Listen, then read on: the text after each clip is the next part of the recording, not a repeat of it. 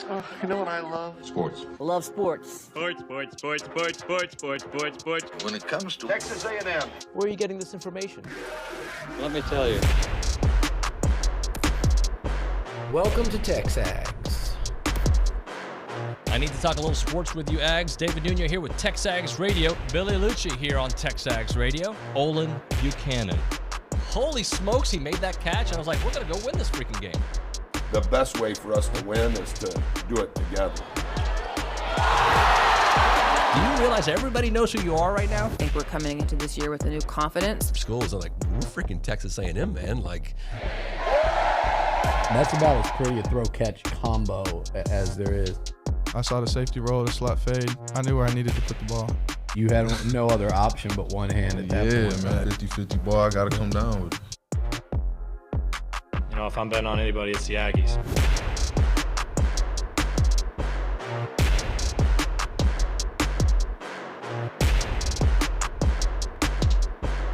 All right, so what do you want in a head coach? I want to talk about it. Like, what are the intangibles of this next Texas A&M hire that we want to see? I think oftentimes people want the opposite of what they just had, right? You get a guy that's, players coach, you want a disciplinarian. You have a disciplinarian, you want to go with a nice guy. You got an offensive guy, you think about a defensive guy. You have a guy that you thought was an offensive guy, now you want to be offensive about that offensive guy. So we'll talk about all that here on TexAgs Radio, presented by David Gardner's Jewelers, Rollo Insurance Studio, Go Hour, presented by The Warehouse at CC Creations. I'm David Nuño.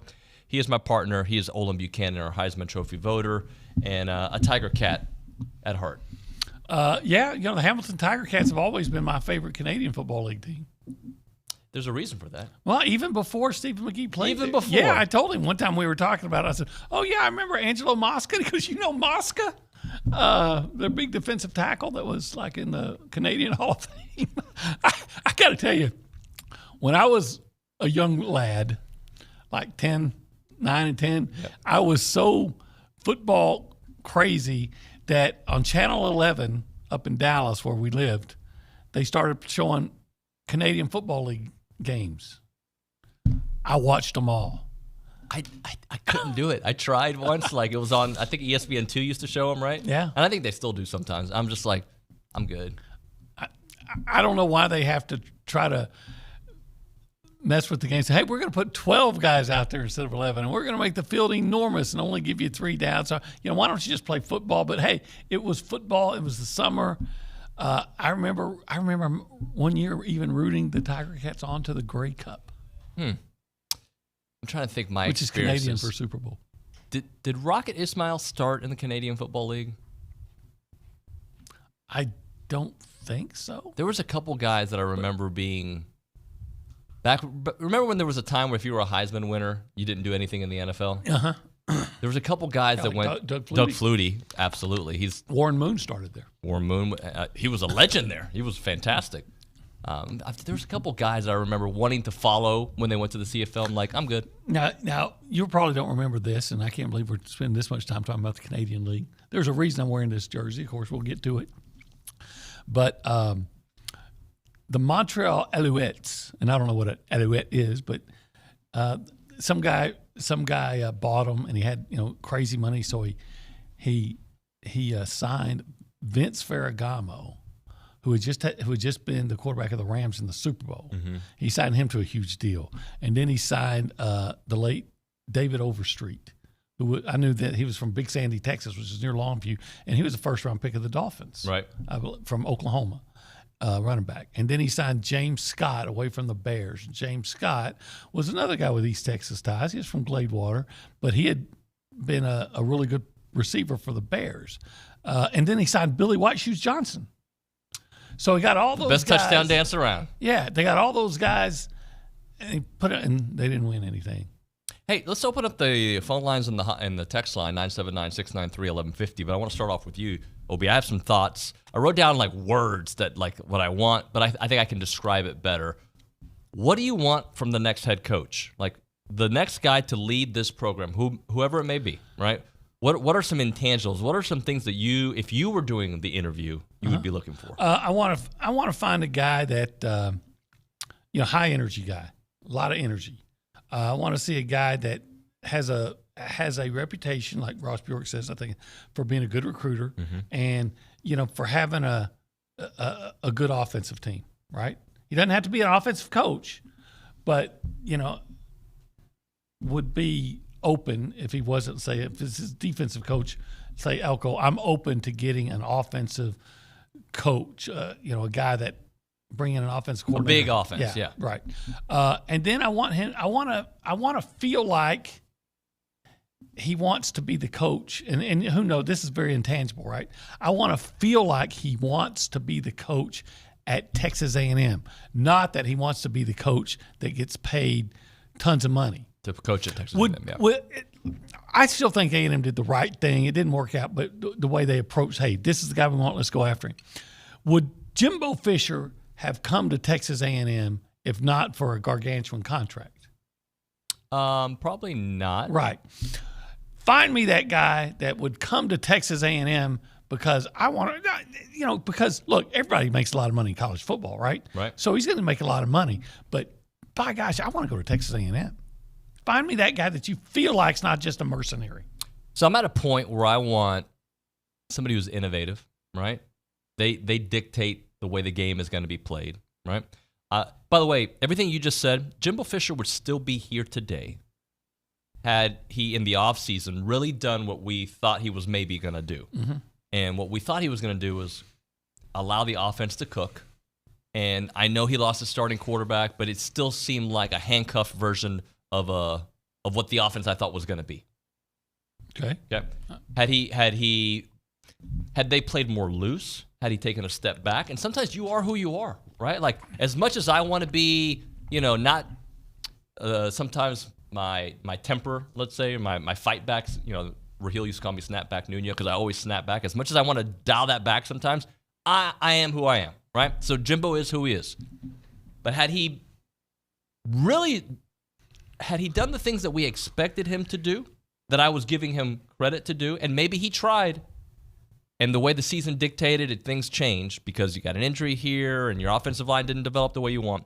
But I still think it was Jimbo's team from the year prior with a little more creativity, but not a lot. Yeah. Yeah, I would have, obviously in retrospect, I would, and probably maybe he would too, wishes that he had just hired an offensive coordinator to say, you take it.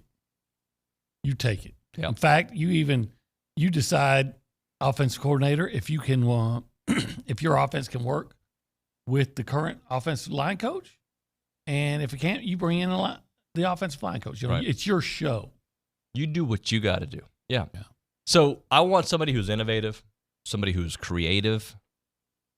And again, I feel like I'm saying things that are the opposite of Jimbo, and maybe it is by design. Maybe that's where I am with this program. I want somebody who's adaptable, right? Somebody who will evolve based on the situation. If you got a quarterback that this is his skill set and it's week 3 and you've got to go with your backup, then you change what you do. Mm-hmm. And sometimes that might mean completely because I want somebody who will evolve. I want somebody who's aggressive in the right times, right? But let's go get those points. Have enough faith in your offense that with 1:30 left on the 20, you can go 60 yards and get a field goal or go the length of the field and score a touchdown. I want that guy. Yeah, but I want that guy that also knows that on first down there, run it a real high percentage pass. And if you get somewhere, then that gives you more confidence to go downfield. What I don't think Jimbo managed the clock very well. Mm-hmm. I think that was one of his biggest issues was clock management.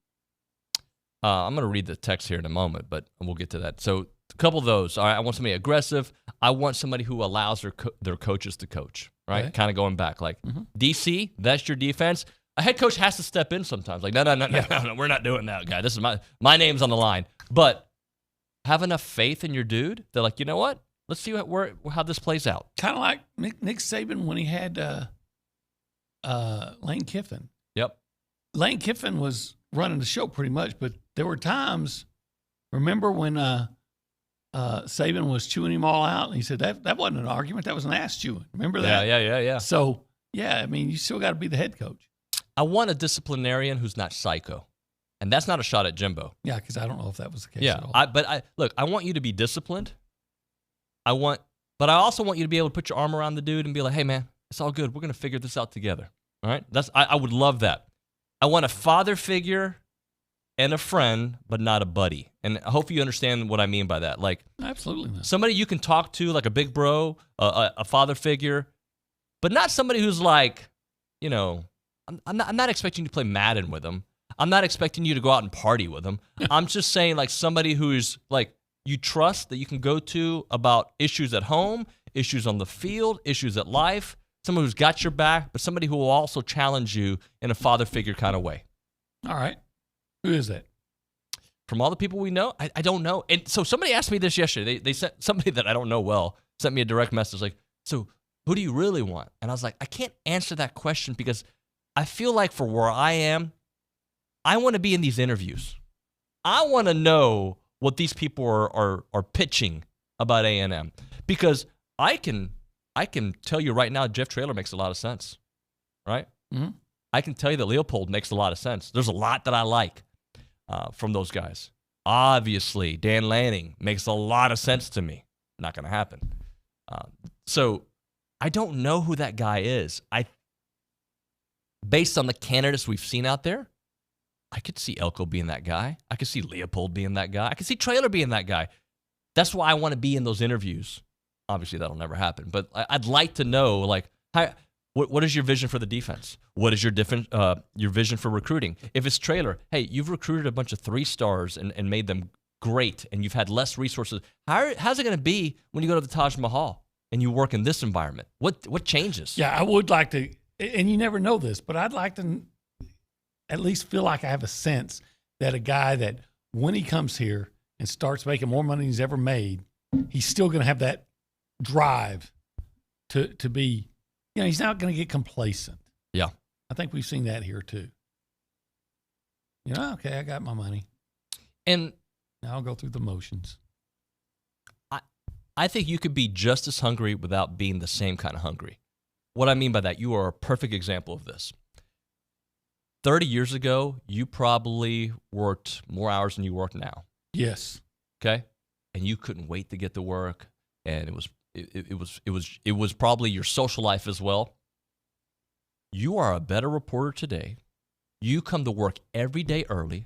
You stay as long as you need till the job is done. You don't leave the stadium until your job. If all of us are ready to leave and you're not done with your column, you're not going to speed through it. You still tackle your work with the same hunger and vigor that you did 30 years ago, yet you're not that same hungry kid you were 30 years ago. Do you see where I'm going there? Yeah. I've worked my way to where I want to be, right? And I'm fortunate where I am, and I'm still going to do the job right. 100 miles an hour. But it doesn't consume me like it did 30 years ago. And I think that is normal, right? You evolve with the situation. Trust me, I am just as proud of doing this show, the way I attack it in the morning. My work ethic has not changed. But I am not the same guy I was when I was 22 years old making $24,000 a year, like just trying to keep my head above water, right? Like, I'm not that same, but I still hope I tackle the job the same way. I still like to come in early. I still like to stay late. Like, there's parts, and that's what I want from the head coach, regardless of what your salary is. And I think Jimbo cared. I absolutely think he cared. This is not about, that comment is not about him. It is about what I want from my next guy or our next guy. I agree that Jimbo cared very much and wanted to win. He wanted to win for Texas A&M. However, I don't believe he cared enough to change what he was comfortable with that wasn't working and see that it wasn't working. Mm-hmm. And, maybe that's the wrong way to put it, but it was clear to everybody except Jimbo what he was doing offensively wasn't working. Yep. I want to read this. Actually, let's go to the Angry Elephant News and Social Center. Leanna Davidson is there. Leanna, how are you? I'm good. How are you guys? I'm well. I know you got some stuff to read for us, but can you read this Wixon Ag text? It goes, what's y'all's pushback? And because I don't remember a pushback, but let's have him read it out loud. What is yours pushback against a guy like Willie Fritz? Jeff T seems to get a lot of attention. In my opinion, Willie has done more with less over a longer period of time. Winning at Tulane would be like winning a New Year's Six bowl at Rice. Winning a UTSA match, much easier. And he goes on to say, if Willie goes to Mississippi State instead of here, they're going to have a winning record over us until he leaves. Okay, I don't know about that. I don't know about that. Willie. Nobody's had a pushback against him. He's just not one of the loud candidates that we've been discussing. But in fact, I think he's fantastic. I know his daughter. He was coach at Blinn. Did he win the national championship at Blinn? He was at Sam Houston? Yeah. Was he at Blinn before that? Yeah. I need to look at his resume. I like Willie Fritz a lot. He's done well at Georgia Southern. He's done well at Tulane. He's done well everywhere he's been. There's no pushback on this show to him. Here's the only issue I have with it. This is the only one. It's not even fair, and he's older than me. Is he? Yeah, he's 63. Huh. That's the only issue I have with him. How long is he going to be the coach? Now, would he be a guy that would come to A&M because, man, this is great. I'm at A&M. Yeah. Is he a mercenary? No, he's taking better jobs because you'd be stupid not to. Yep. But I'm not against him at all. I'm not against him at all, but I just think I'm looking for somebody 20 years younger than that. If it's me. Lance Leopold, by the way, 59 years old, so also not necessarily young, although he feels young because he just emerged on the scene in the last 7-8 years. Hey, he's got Kansas to rank. Kansas. Willie Fritz, 63 years old. You're exactly right about that. So there is no pushback to him.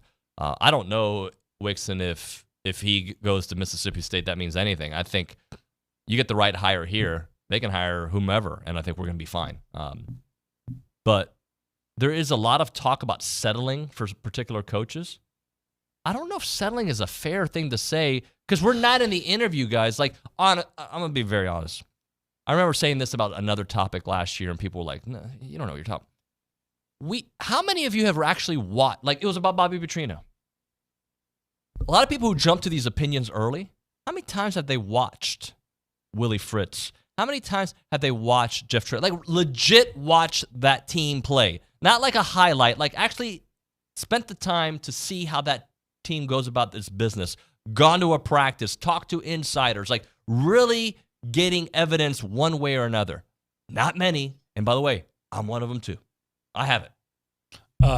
I've seen Willie Fritz teams play, but I'd be lying if I said, oh, yeah, I've always made it a point to follow the career of Willie Fritz and watch every game possible. I can't. I know he's been a really very successful head coach. Look, at this point, I think all Aggies should take Missouri, state of Missouri approach and say, show me. You've in your last 4 hires, you've hired 2 guys that were the oh my gosh national news hire, Dennis Franchione and Jimbo Fisher. Didn't work. You hired 1 guy from the NFL, didn't work, and you hired the up-and-coming guy from Houston. Ryan Broniger pointed all those things out to me. And that didn't work either, right? Right. I think now if you hire Urban Meyer, I'm throwing out, trying to think of the biggest names out there you could hire. If you hire Urban Meyer, Dan Lanning, whoever. Right. Or if you hire Elijah Robinson, or if you hire Jeff Traylor, or whoever, Mike Elko, pick a name.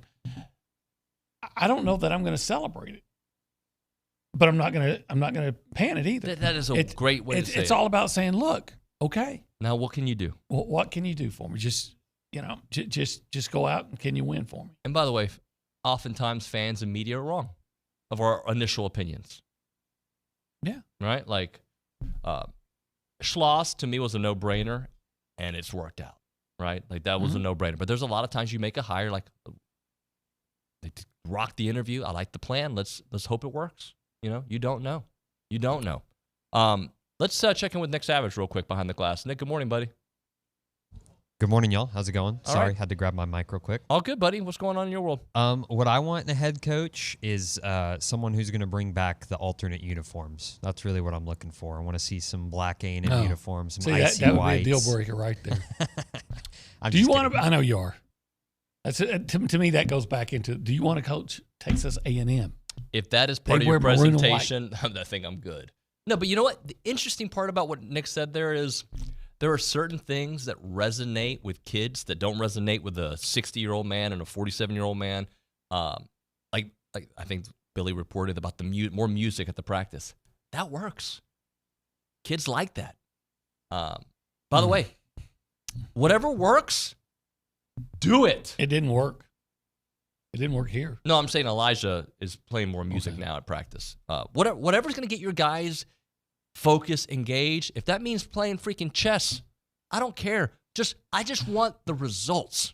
I have a hard time believing they're turning it into a party at Alabama or Georgia with the music in practice. I imagine they're saying, okay, everybody be focused. And I heard a story that a lot of times they'll be running, practice and plays at Alabama, and then out of nowhere, Saban will say, Leanna, come on, you're up.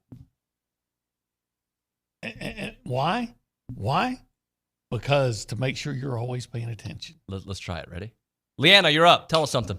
All right, I have some text on the YouTube chat that I think is interesting. Randy says, wow, I'm not even an ag fan, but it's obvious if you hire a program build-up, it's a game changer. With its resources and fans, it's wild this program can't be put on cruise control to win 9 games a year. I like it, Randy. Welcome to the show, buddy. A lot of people who don't listen or are not Aggies have been listening this week. Appreciate they're that. excited. Yeah. Have you told them to like, comment, subscribe, and definitely subscribe? Have you Guys, like, comment, subscribe. You heard it here. Yeah, you heard it Definitely there. subscribe. Definitely subscribe. You're going to be an 50 Aggie. away, 50 subscribers away from 12,000, by the way. That's should be able to get that's that. a fun Yeah, number. come on. Let's try to Everyone get watching that right now. by the end of the show. Yeah, why we don't, should why don't get we? that just from the Australians that may start listening. Yeah, got to get my Aussie culture. Come on, guys. Let's go. 50 subscribers more till 12K. Let's go 13K. 1K even more ahead. Let's do that, please. What else? Let's get one more in.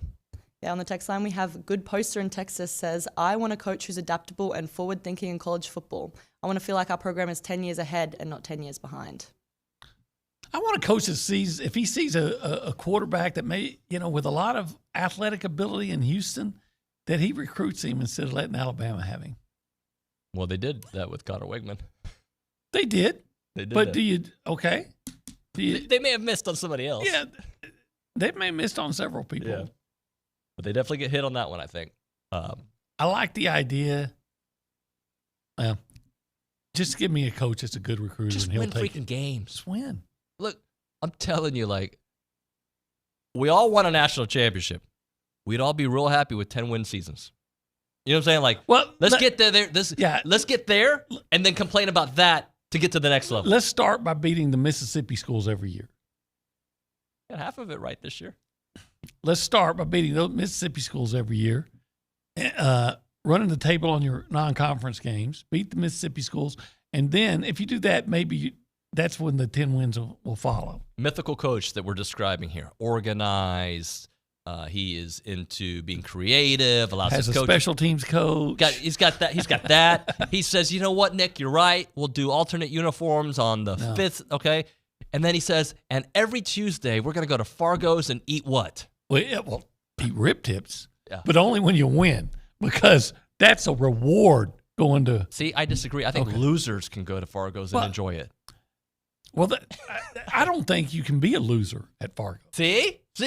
I don't think, I think you automatically become a winner at Fargo. Is this our best spot or our worst? I don't know. Whether it's rib tips, whether it's pork ribs, whether it's chicken, whether it's sausage, whether it's that chopped beef, and on Friday, whether it's the catfish, coleslaw, corn, and crunchy hump, or today with the pork chops, either fried or grilled. Yeah, you got got macaroni and cheese. They have a game in town on Saturday. If you want that food from Fargo's, you should probably order ahead. Probably. I would say so. Yeah. Yes, especially if you want the rib tips. On a Saturday?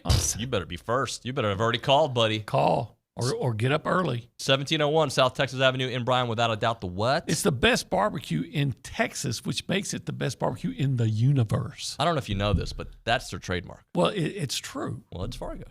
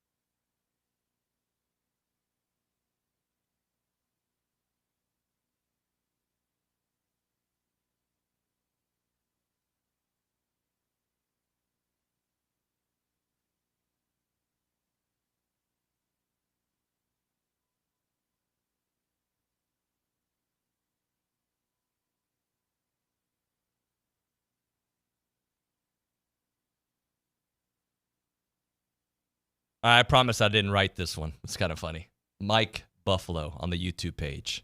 I would prefer a bodybuilder or someone with a nice physique. Your appearance speaks volumes, and young men subconsciously want to follow someone who takes care of themselves. Pete, please no more fat dudes. Fat slobs is what he says. Huh. You know what?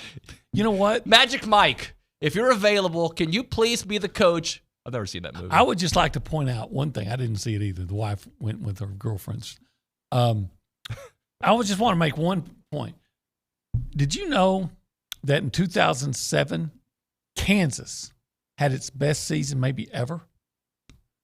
They went with like Big Boy. They went like 12-1 and won the. They went to the Orange Bowl. Yeah. And you know who their coach was? It was that big guy. Mark Mangino. Mark Mangino, he's a big guy who once got lost and got off the highway trying to get to the airport at Kansas City and stopped and asked for directions. And he asked the clerk, how do I get back to 435? And they said, diet and exercise. He was a big man. Do you understand the joke? He's a big man. You get it? Yes, I do get it. Okay, sorry. You see how she responded? Yeah, I got it. Yeah. I laughed. So I think, yeah, you know who's the best coach maybe ever at Maryland? Well, since like the 50s. Who? Ralph Friedgen. Big Ralph Friedgen. Yep. I don't think that matters. I don't think it matters either. I'm trying to think. Like, remember Utah basketball? Nick Saban doesn't look like. I mean, I'm not saying he's not fit, but he's not Arnold. Remember Utah basketball? Rick Majerus. Of course I remember. And they Rick played Majerus. for the national championship with Rick Majerus. Of course I remember Rick Majerus. Do you really? Yeah, I absolutely do. Yeah. Yeah. Look, there's a lot of fat guys. Didn't he run the Utah Jazz for a long time too? I don't know. I think you're thinking Frank Layden. I thought Rick Majerus did too. Well, maybe he did. Effort. But anyway, big guy, huge guy. But look, hey, you know who was probably the most fit, muscled up coach I ever saw? Who's that? Art Briles. 1989 to 2004, he was with Utah. Okay. Yeah. But not the Jazz. I think Utah. Yeah. Art Briles at one time, he curtailed the weightlifting for a while, but there was once, man, he looked like a bodybuilder. Did he really? Yes. I don't remember that. Oh, yes. Yeah, ask Lucci. Okay. But, and he was a good coach.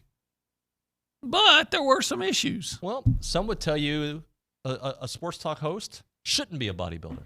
Should be Mark Mangino. The guy who just got fired at Michigan State. I mean, he's not a bodybuilder. Bill Tucker? He was a big dude, yeah. Big dude. I mean, not fat dude. No. Like, I don't think he'd fight. Yeah.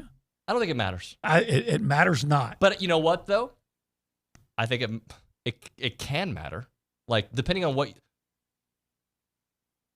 If you were to hire a fitness instructor, would you hire somebody who was slobby? Probably not. Yeah. Even though they can have all the information and teach you. Do you need your coach to have played the game at the highest level? Well, yeah, but what if he played the game at the highest level but was an offensive lineman? This is true. Offensive lineman when they... Hey, Philip Fulmer was a fat guy that won the national championship. Fat guy. Fat guy Phil. In fact, they call him Fat Phil. Did they really? Yeah, well, they started calling him after they started going downhill. At first, it was just, hey, Coach Fulmer. And then when he started going downhill at the end, he was Fat Phil. Kids can be so mean. Yeah, but these were adults. I know. That's why I said that. Sit a break. We'll come back with our Heisman talk brought to you by Shirtlift Law Firm. Right now, we're talking about Heritage Films and Chance McClain. That's my guy. If you've called 713-893-8341, you can talk to Chance McClain on the phone. You can talk to him about Star Wars, about the Texans, the Aggies, about military stuff. You can talk about just your proud times here at A&M. He does it all, and he's a great storyteller. And if you want to tell your family story, your family business story, your family ranch story, he is the one to call because he's going to do it in a very cool documentary form, 2-hour documentary he did for my dad, told his family story. He's done it for many TexAgers out there, and they've been so happy. I can get you in contact with some of them if you would like to talk to him and just kind of get a feel for what he does, or you can call Chance up directly. He also does the Year Flicks, which are these 20-minute, they're not vignettes, but they're not the 2-hour documentary. They're 20-minute Q&A with cool background that are more benchmark videos. And typically he'll do it for anybody, but he's done it for the younger kids, 12-year-old, maybe your 6th grade year, your 8th grade year, followed up with your freshman year of high school, followed up with your freshman year of college. And then you have these benchmark videos to kind of learn the growth of your kid. The phone number is 713-893-8341. The website, yourheritagefilm.com. Yourheritagefilm.com is Heritage Films.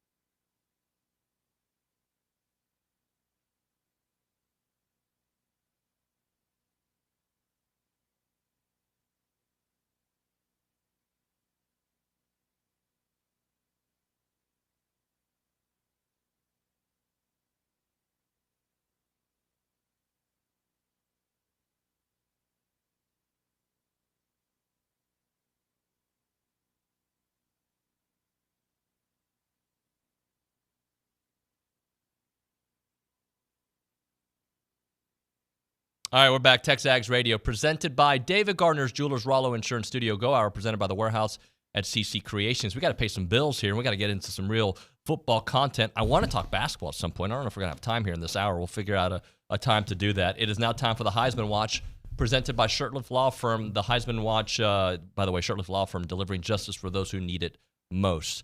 OB, you got a list of 5? Yeah, excuse me, I sure do. Okay, let's go. Be sure to, or feel free to interrupt and disagree. Okay. But number 5, I brought Drake May, the North Carolina quarterback back into my rankings. He last week passed for 342 yards and a touchdown and ran for 2 touchdowns in that 47-45 victory over Duke and Mike Elko. He's third in the nation in passing and third in total offense. 3,145 passing yards, 21 touchdowns, rushed for 276 yards, and 8 touchdowns for the Tar Heels. I don't think he's been in your Heisman watch since maybe week 3. He's been gone a while. Yeah, it's been a few weeks, yeah. Some guys have kind of tailed off, and some guys have picked it up. Yeah.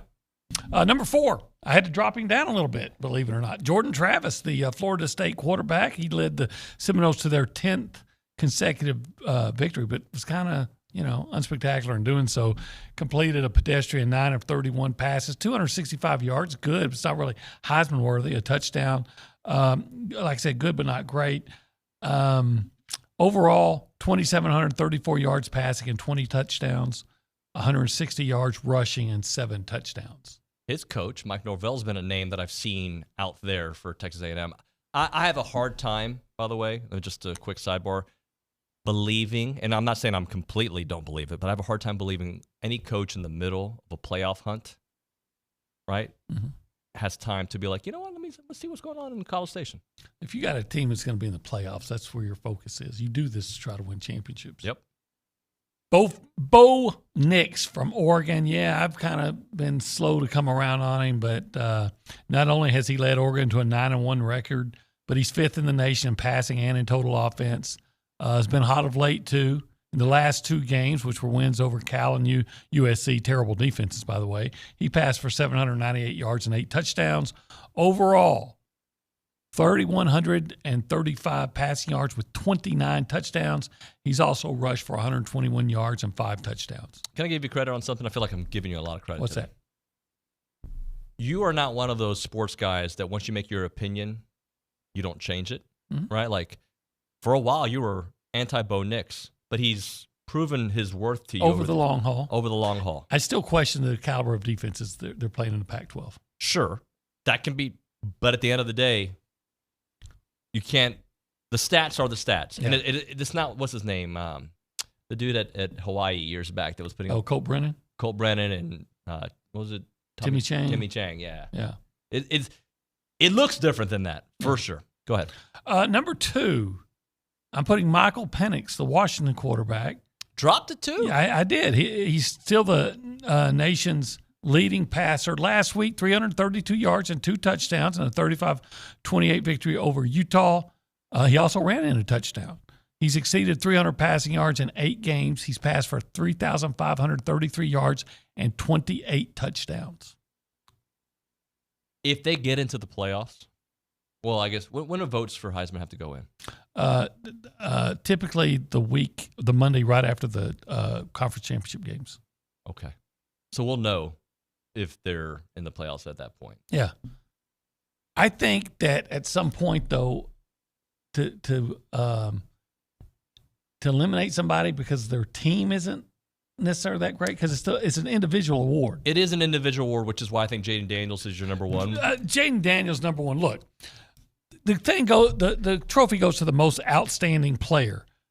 Well, did you see that what he did in that 52-35 victory over Florida? He became the first quarterback in FBS history to pass for at least 350 yards and rush for at least 200 yards in a game.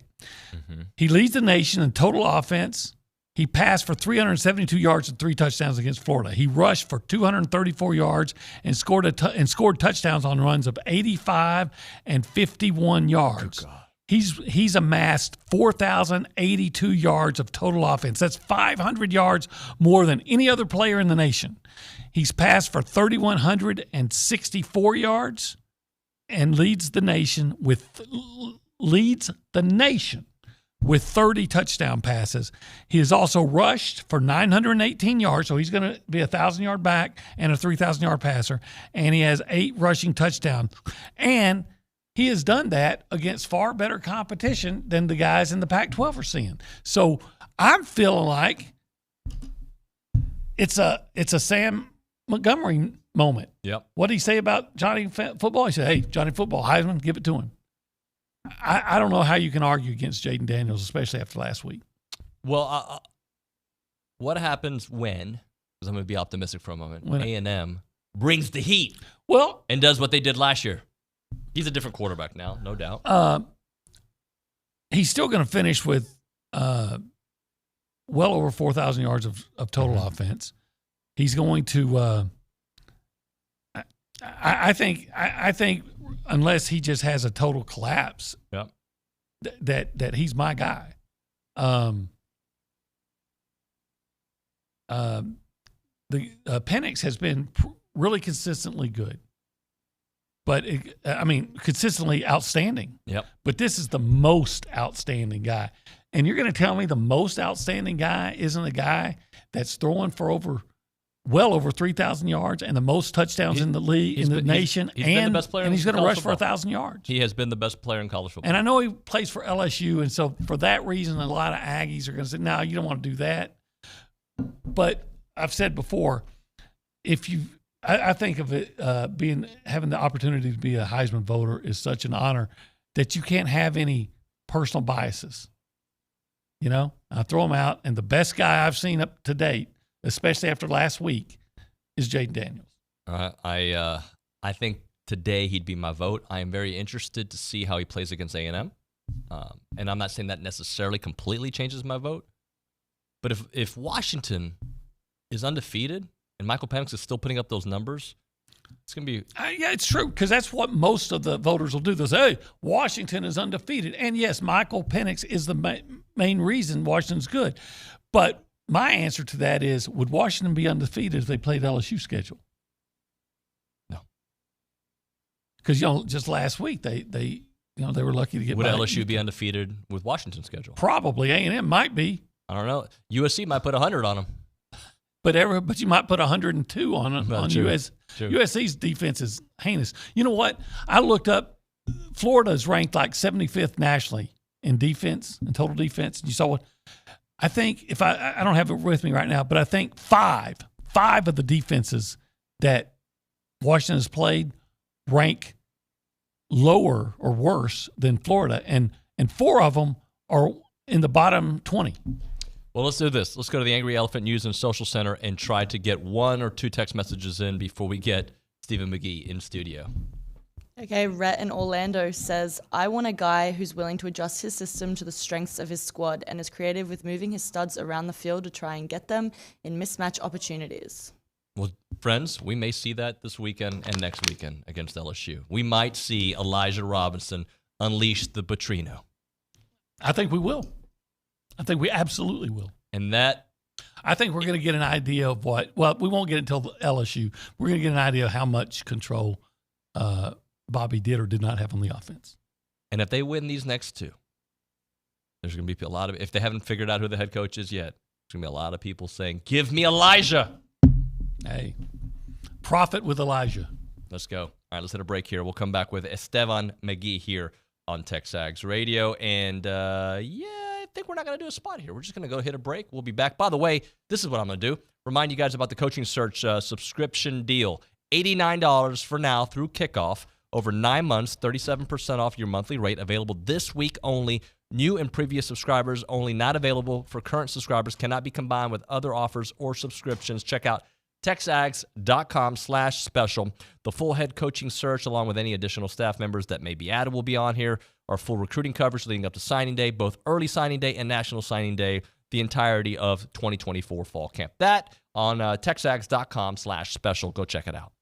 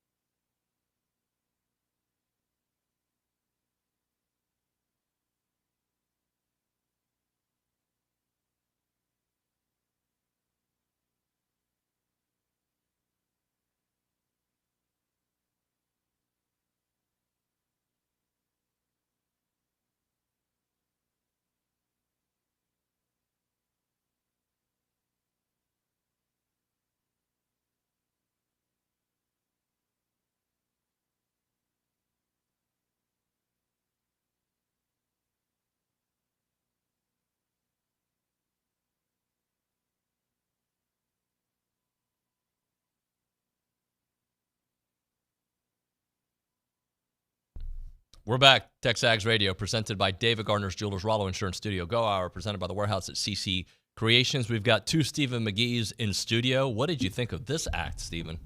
I was floored. Yeah. We got the. I can say. He's got the McGee in the back.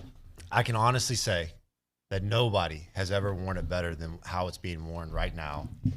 You know, I ordered this. I was several weeks ago, and it didn't come in time for Halloween, and I just got it.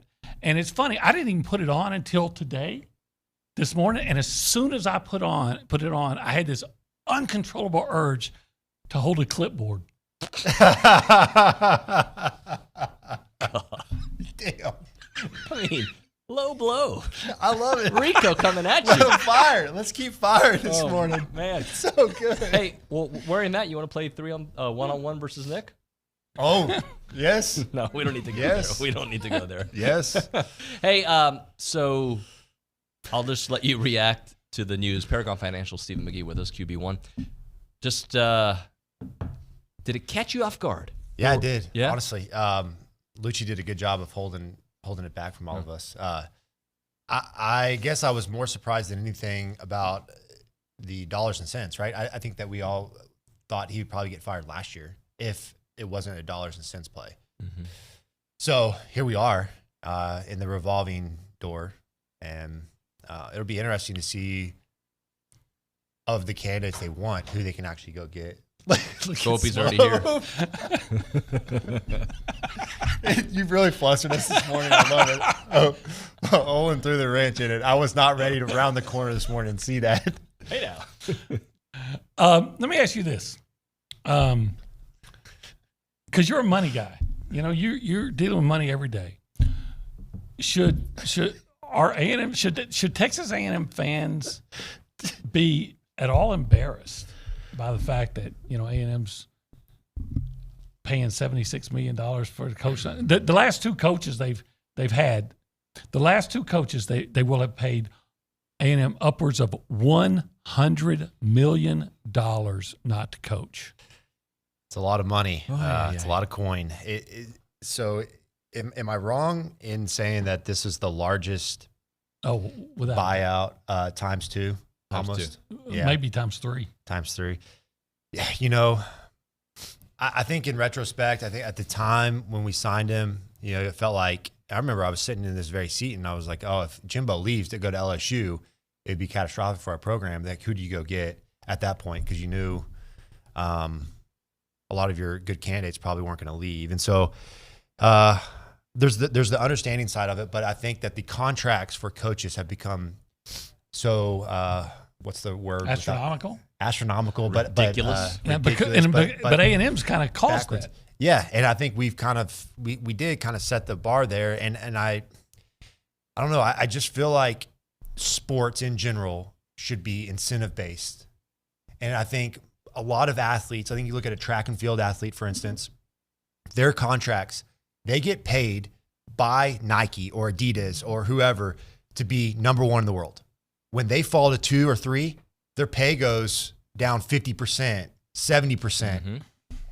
You're paid to win. And nowadays with NIL, you can't have incentive-based pay, which is ridiculous because that's how the real world works. That's how if they're going to be paid like professional athletes, you got to perform. See, I don't know. I don't know if Aggies and though I didn't go to A&M, I like to feel like, you know, I'm kind of like a step Aggie. I don't know if they should feel embarrassed or that, or if you should embrace it and say, yeah, you know, you're right, man. It didn't work out, so we got to pay this money. Here, let me reach. This is your response to the nation that's making a big deal. Yeah, let me reach into my front pocket and pull this out and cover this right quick. Amen. I mean, there's no reason to be embarrassed, right? Unless you feel. I'm embarrassed that it's us that set the bar and that we are the ones paying. Not we, as I'm not paying a thing, but I also am proud to be like, all right, we made a mistake. We're going to go try to fix it. I love that our donors are willing to do whatever it takes to win. And they feel like from their perspective, the things they can do to contribute to help winning are build facilities, pay football players via NIL, and pay whatever it takes to get a good football coach. Now, I think we're overemphasizing the impact of the head coach. and underemphasizing the impact of assistant coaches. There's an old coaching adage that says, for every bad coach on your staff, you lose a football game.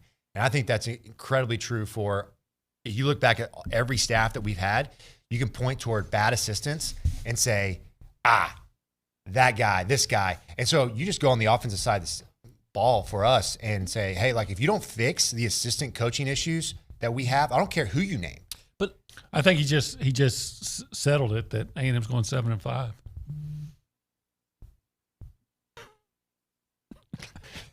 You're not arguing. But I think part of the problem is that maybe the guy in charge didn't allow the assistants to do what the assistants were paid to do.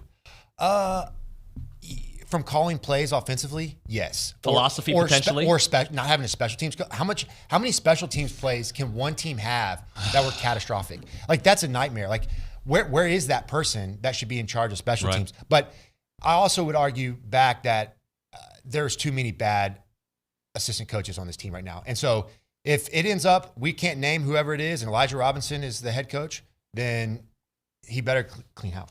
All right, we'll come back with Steven and Ryan Swope. Thank you, OB. Bet. All right, we'll come back with more as TexAgs Radio.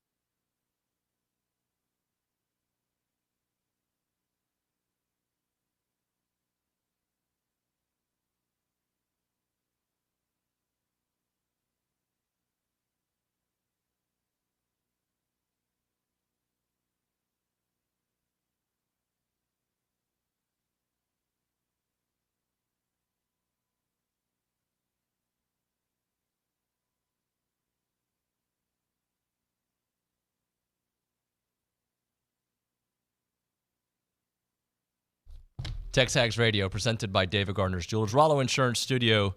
We continue on with QB1 Stephen McGee, Paragon Financial, and Ryan Swope. Mr. Swope, how are you, sir? Great. I love both of you had reactions when you walk by the window and see OB. Yeah. There's hope, man. There's hope. Oh, you're talking about, let's go get into it. Yeah. So didn't I That's said, what we're talking about? I was talking about OB wearing the jersey. Gosh, that jersey is incredible. I've got to get a replica of that. But the Big Cat jersey? I love that. Big Cat. I want one. I'm gonna go order one. No, but the point you made about hope, and I hate that I said it immediately after, but the change made me believe we might go beat LSU. 100%. I think we can win out now.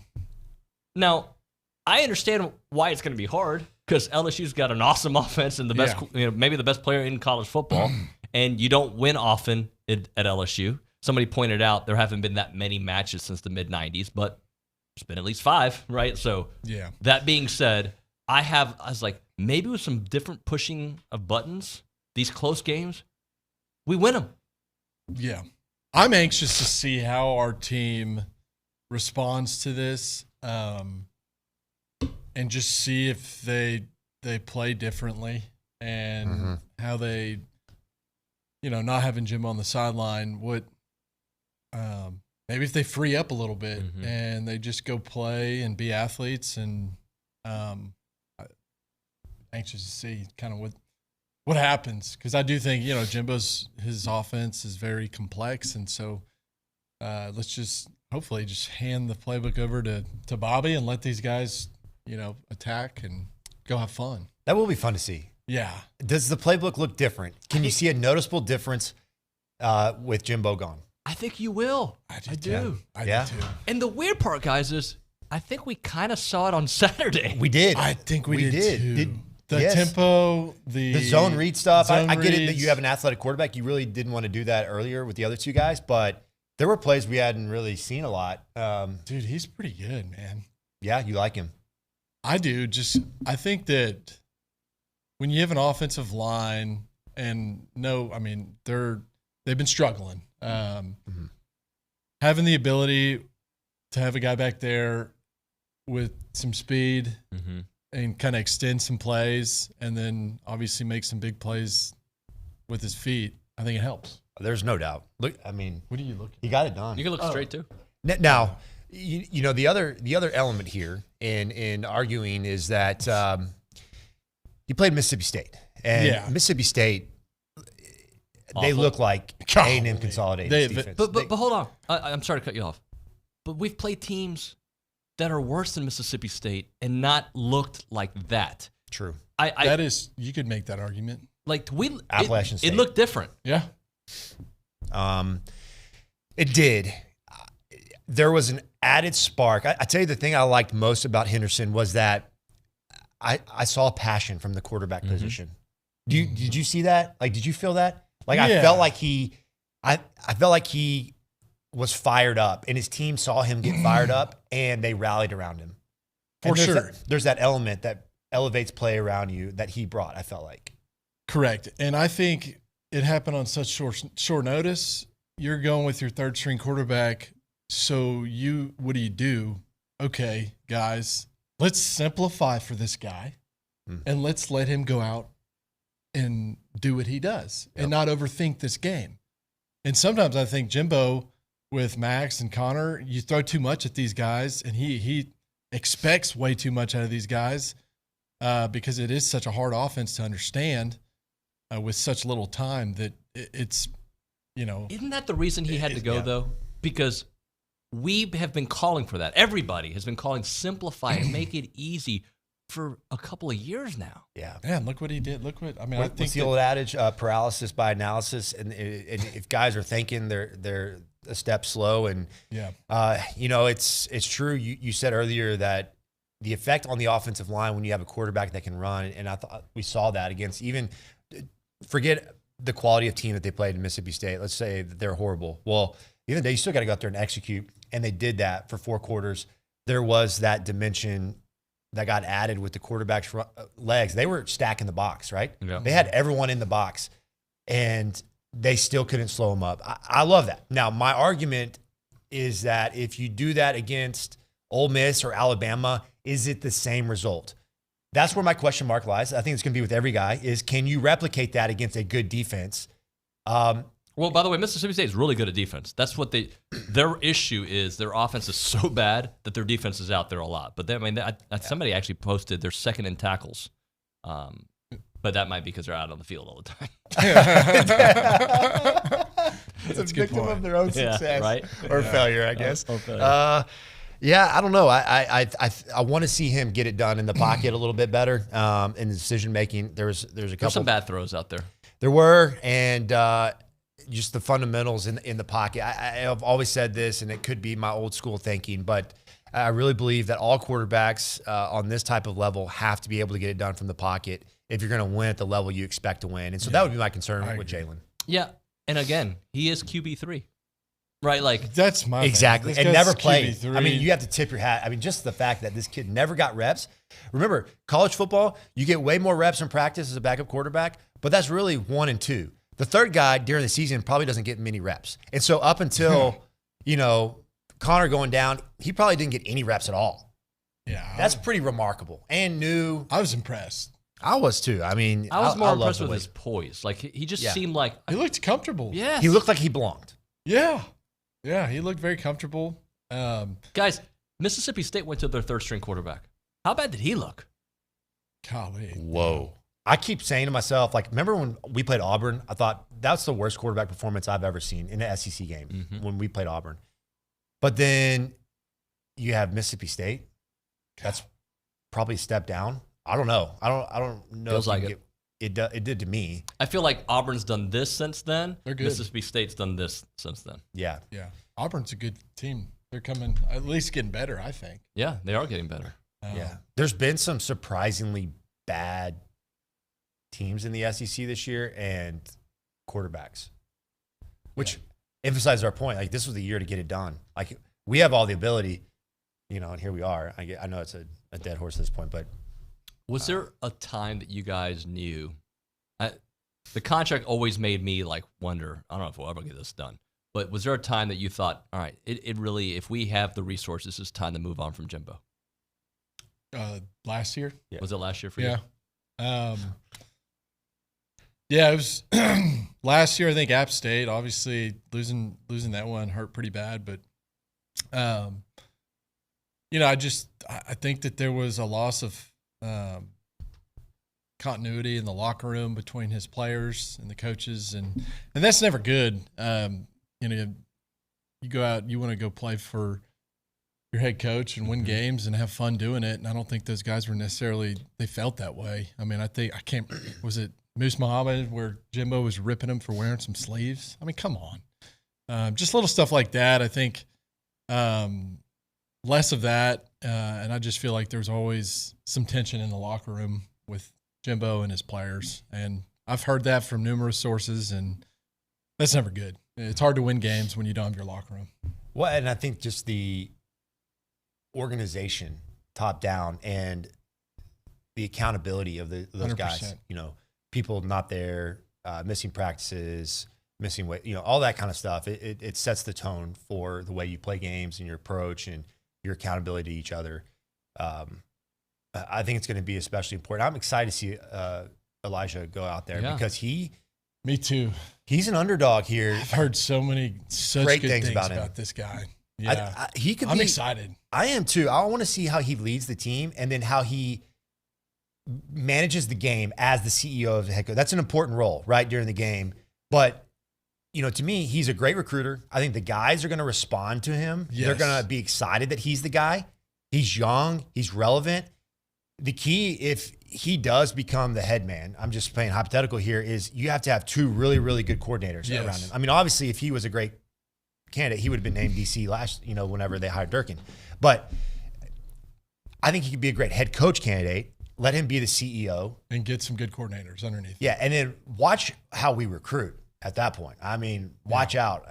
But you have to get good coordinators, which I think is true no matter who the candidate is, right? You have to have good assistants. You cannot overlook the fact that we have struck out time and time again with head coaches at the assistant positions. I was going to do buy, sell, lease with OB with you, but we didn't get to it because we laughed about the Tiger Cats. So let's do one with Swope. I'm going to give you 3 names, and these are not necessarily the top 3 guys. These are just 3 names I picked that we hear a lot of. Buy, sell, lease these candidates for the job, all right? Jeff Traylor, Mike Elko, Jeff Leopold. He's the Kansas coach. Well, the fact that you had to say where he was probably not a good buy candidate. Hey, they're winning at Kansas, though, and they're on their backup quarterback pretty much all year. I'm buying Elko. Wow, that's an easy one for me. Yeah. And I'm leasing Trailer. And then I'm probably but I'm going to sell the Kansas coach. What's his name? Leopold. He's an older guy, right? Yeah. And now he's had a lot of success. 59. What he's done with Kansas is pretty remarkable, considering they're a basketball school. And I think he was at Buffalo before, and they did pretty good with him there too. Yeah. I'm buying Elko for sure. He's my favorite. Is he your favorite candidate out of everybody right now? Well, other than Dan Campbell, which was, remember, we said in this seat. I know, but I also said in this seat before they hired Jimbo, and I said they should hire Dan Campbell at that point, and everyone said, oh, he's not ready. He very much was ready. I think we agree with that. But anyway, other than Dan Campbell, I would go Mike Elko, and the reason why is because he signed a bunch of these guys. I mean, retention right now is going to be a very important concept for Texas A&M. Yeah. Let's not forget that you have one of the best quarterbacks that you've ever had in this program. That guy is free to walk wherever he wants. So if I'm Texas A&M, yeah, I'm worried about a head coach, but I'm worried about keeping my quarterback. Name a good program without a good quarterback. All right, there's number one. Mike Elko signed a bunch of these good defensive linemen that are going to probably go to the NFL after next year. Right. He's arguably the best X's and O guy that we've had as a DC that I can think of in some time. He's a damn good football coach, and he can recruit. Yeah. And he wants to come back here, and he doesn't have the big price tag. Well, and he understands football. X's and O's. That matters. Yeah. You have to have people that understand football. There's too many guys that just walk around the sideline and don't do anything. That is a joke. So Mike Elko shows up day one. You give him, he's making $3.5 million, pay him $4 million, but then incentivize him. Say, hey, look, you get to 10 wins, we're going to make you the highest paid coach in the country. Unashamedly. Yeah. Welcome to big time football, but incentivize that guy to go out and get wins. Yeah, I think that's key. Everybody's like, oh, we need to go make a big splash and, hire Urban Meyer or, whatever. I'm like, that's not what we need right now. I'm sorry, as much as people think that that's like the winning ingredient, it's not. I think that I think we need a guy that's young, hungry, and understands football and is very knowledgeable, and hire some good coordinators and, let us go do our thing. And I think it's a pretty dangerous recipe. I would buy Elko, Me his too. Kit Kat, and his Mountain Dew drinking. Yeah. What about, all day. what if we got like Kingsbury as an OC? Oof. Light the world. Can you imagine that? Would you consider Kingsbury as the head coach? I would, just because I played for him. Yeah. A lot of people probably, don't care for it because it didn't work out in Lubbock, but it is Lubbock. But he's one of the most knowledgeable guys I've ever played for. He understands the offense, and he's fun to play for. So he's developed quarterbacks. I mean, look at his resume of quarterbacks that he's put into the league. So I think he would fit this mold just fine. What do you think? It would be exciting. Yeah. Yeah. I wouldn't hate it at all. Cliff and Elijah together, let Elijah be your DC. See, I don't know. Is he a DC candidate though? Like, is that his strength? Is he a play caller? I think if the answer is yes, he would have already been that. My concern, I would love for Elijah to be the recruiting guy, the D-line coach, the player. The guys love him. I could see him being a head coach, obviously, one day, but I don't know if I see him as a DC maybe. I don't know. Maybe I'm wrong. I don't know what I don't know there, but I wouldn't mind seeing Cliff. The trailer coach kind of concerns me. I'm not a big fan of high school coaches. It's different. It's a big step. The complexity, I don't know. I'm not as crazy about that. I think he would be hungry. I think he's a Texas bred, and a lot of people love him. I know he's a great guy. He checks all those boxes. I get that, but it's a different animal. Yeah. Well, here's his resume. He was an assistant with Big Sandy, the head coach at Jacksonville High School, head coach at Gilmore High School, was an assistant coach for Texas, for SMU, for Arkansas, and he's been the head coach at UTSA since 2020, and he's been winning at UTSA, for the record. I mean, 11-3 last year, 12-2 the year prior, 7-5 his first year there. They're 7-3 this year. There's no doubt. There's no doubt he's changed the direction of that program, but I just don't know him. I'd rather have Elijah Robinson. Yeah. Yeah. I'd rather get a recruiting honcho and then go hire a great coordinator on the offensive and defensive side of the ball. Like, I would rather do that, honestly. What do you guys think I agree. ultimately did in Jimbo? Money. You think it was money? I think to a certain extent, I think these contracts, the way that they are written, it allows a guy to just be complacent. I mean, what does he have to go prove? I mean, he came into the building every single day. Was he worried about his job? Absolutely not. And so at a certain point, you got to have standards and you got to have incentives. And I think that, I think he came in and maybe I just remember at coach's night this year, I just got a weird vibe at the whole situation. Whereas the prior coach's nights, he was talking about championships, and now he's talking about going back to the basics and the fundamentals. And it's kind of like, well, shouldn't those have been flip-flop? Shouldn't we work on the fundamentals and, cleaning up penalties and then start focusing on championships? And he kind of did backwards, but I didn't get great vibes from him at that coach's night. And I just feel like, I'm not saying that there's a loss of interest, but I think when you lose your locker room, it can be really, really tough on a head coach. And he's scrambling to just do everything he possibly can to get those guys back. Cuervo Ag has got a question for both of you. From your experiences, guys, what is it like coaching, firing, hiring transition from Fran to Sherman to Summey? You guys were here for a bunch of that. It's weird. It's like it's an awkward. But we knew that Fran was getting fired, and we went out and played some of our best football. I mean, we beat Texas that year. I remember. Great game at home. And to Swope's earlier point, like, if you're going on the road to play LSU, watch out because teams that are fired up to go out there and play and have nothing to lose, they can be really good football teams and hard teams to beat. Yeah. Even they can overplay their ability. Yeah. So are we at a point that you said hopeful? What are you for this season right now, for what is left, and also the future? Hopeful, wait and see. Where are you guys with where we are now and in the future? I'm over with I don't get excited about bringing in a new coach. Like, what drives me crazy is you have these big celebrations, you give them these championship trophies without a date on it. I don't like any of that stuff. Yeah. Let the guy come in, say hello, this is your new head coach, and get to work. Like, we'll have that celebration with all the guys and the big band and everyone getting off the jet and doing all that stuff when you win your first national championship. Until that day comes, go be a man about your business. Like, I don't want to celebrate the wrong things around here. And this process we've seen it too often for too many times. I want to be about the wins. Right? I want to win a championship. Exactly. Yeah. I mean, I think that we have everything, all the resources right here. And one other thing that I'll bring up, and I think sometimes Aggies, we tend to forget this, but I was talking with somebody the other day, and they're like, oh, this guy, we can't hire him. He's not a good recruiter. Yada, yada, yada. Some of these Aggies forget this place recruits itself. Right. You just show up and watch what the 12th man does and watch these facilities that are being built and watch, how much money these donors are investing in their football program. I mean, let's get a guy that knows football, understands it, and loves Texas A&M. Yeah, loves the brand. So follow that up. If you could, like we started the show with this topic, if you could write out what you want to see from the next head coach, not the name, but the intangibles, the things that you want to see for the next head coach of A&M, what would those be?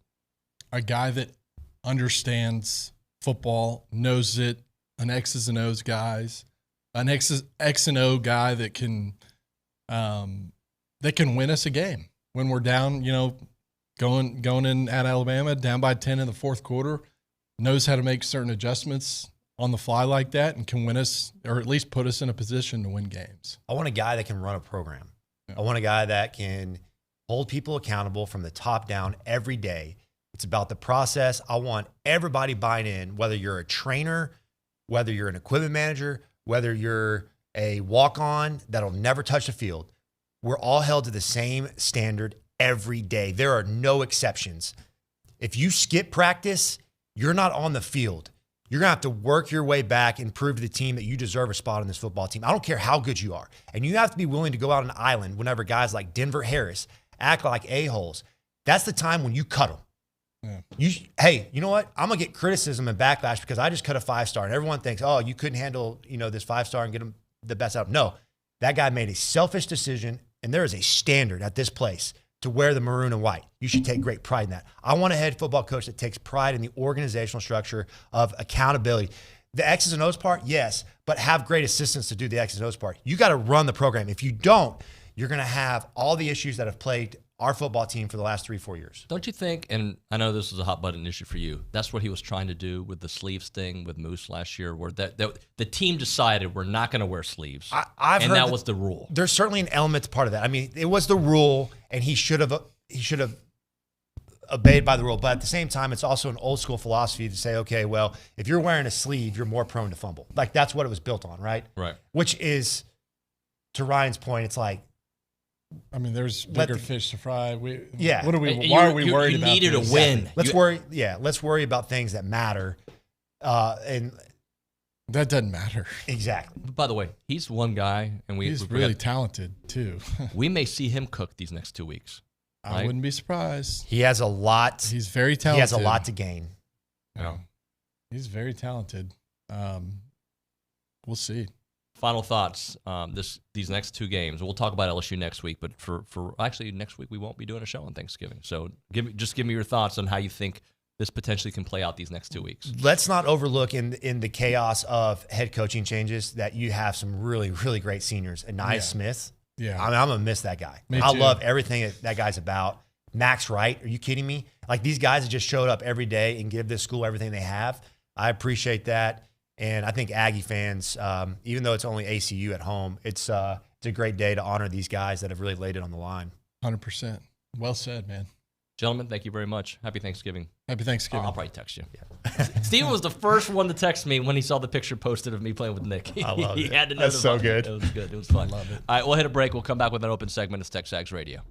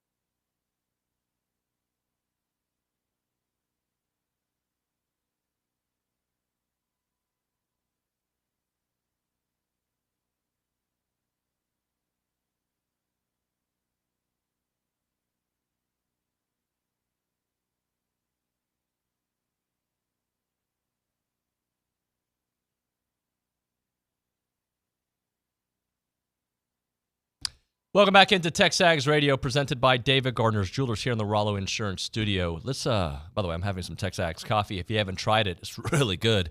Let's give away some coffee here on TexAgs Radio. Let's see, Leanna, let's come up with a number that we want to, the number of texters so they get the free coffee. Give me a number. Let's not make it ridiculous. I say 8. Is 8 okay? Number 8, the 8th texter to text in TexAgs coffee will win themselves a free bag of TexAgs coffee. And if you want to buy some TexAgs coffee, it's going off the shelves, texags.com/coffee. Do that. But the 8th texter at 979-693-1150. We'll get to some text messages here in a moment. I want to read this one from Carson on the YouTube channel. Go subscribe to that channel. We're trying to get that well over 12,000. We'd love to be in like the 50,000s. I mean, come on, Aggies. And maybe people, 100,000. How about a million thousand? We're up 15 since the start of the show, so only like 40 or so away from 12,000. So keep it up, guys. Thank you. Carson says 3 things a head coach needs to bring. Has the ability to recruit. He needs to be able to develop players. He needs a good culture of creating good men, not in any particular order. Well said, Carson. I really like that, and that is true. Like, at the end of the day, I just want to win some football games, guys. Like, I want to go to bowl games that matter. I want to go to football games. I want to go to bowl games. Like, I'm not asking for that much. I do want a national championship. Yes, in my lifetime. Hopefully sooner than later. Absolutely. But I don't want it to be every 4 years that A&M's really good. I want it to be that 4th year where maybe they take a little step back. I don't want any step backs, but I think you get what I'm getting to. Let's go to the Angry Elephant News and Social Center. Leanna Davison with some text messages. Can I read some basketball news first? Is that okay, David? Let me ask Nick. Nick, what do you think? Yes, David. All right, go ahead. Yeah. Okay, so the basketball team is now 3-0 heading into tomorrow night's game against Oral Roberts. This is after they recorded a win on Tuesday night, scoring 79-66 against SMU. Boots, or Tyrese Radford, led the team in points scored, scoring 21 total for the night. This was followed by Wade Taylor, who scored 15 and also led the team in 3 throws. It's no wonder those two are placed on the SEC preseason watch list, with Wade even being announced to be on the preseason All-American second team. Henry Coleman also recorded yet another double-double, recording 15 rebounds and scoring 13 total points. This ultimately matched his career high. The boys are looking great heading into tomorrow's game at Reed Arena at 7 p.m., so let's go Pack Reed. Yeah, let's go Pack it. That's awesome. Love it. So happy the way they looked. Look, going to Ohio State and going to SMU, it's not easy to do back-to-back and get the results that they got. And this is still with Wade somewhat struggling. Like, shooting-wise, I think he's shooting like 37% on the year. Last year was 39%, if I remember correctly. And I just don't think he's had a Wade Taylor moment, right? At the end of the Ohio State game, he took over. Let him get that out now. Yeah. I mean, get those bad shots out now and find your groove into conference play. There's certain players that, like, you just keep shooting. By the way, Draymond Green suspended 5 games. What did you think about that, Nick?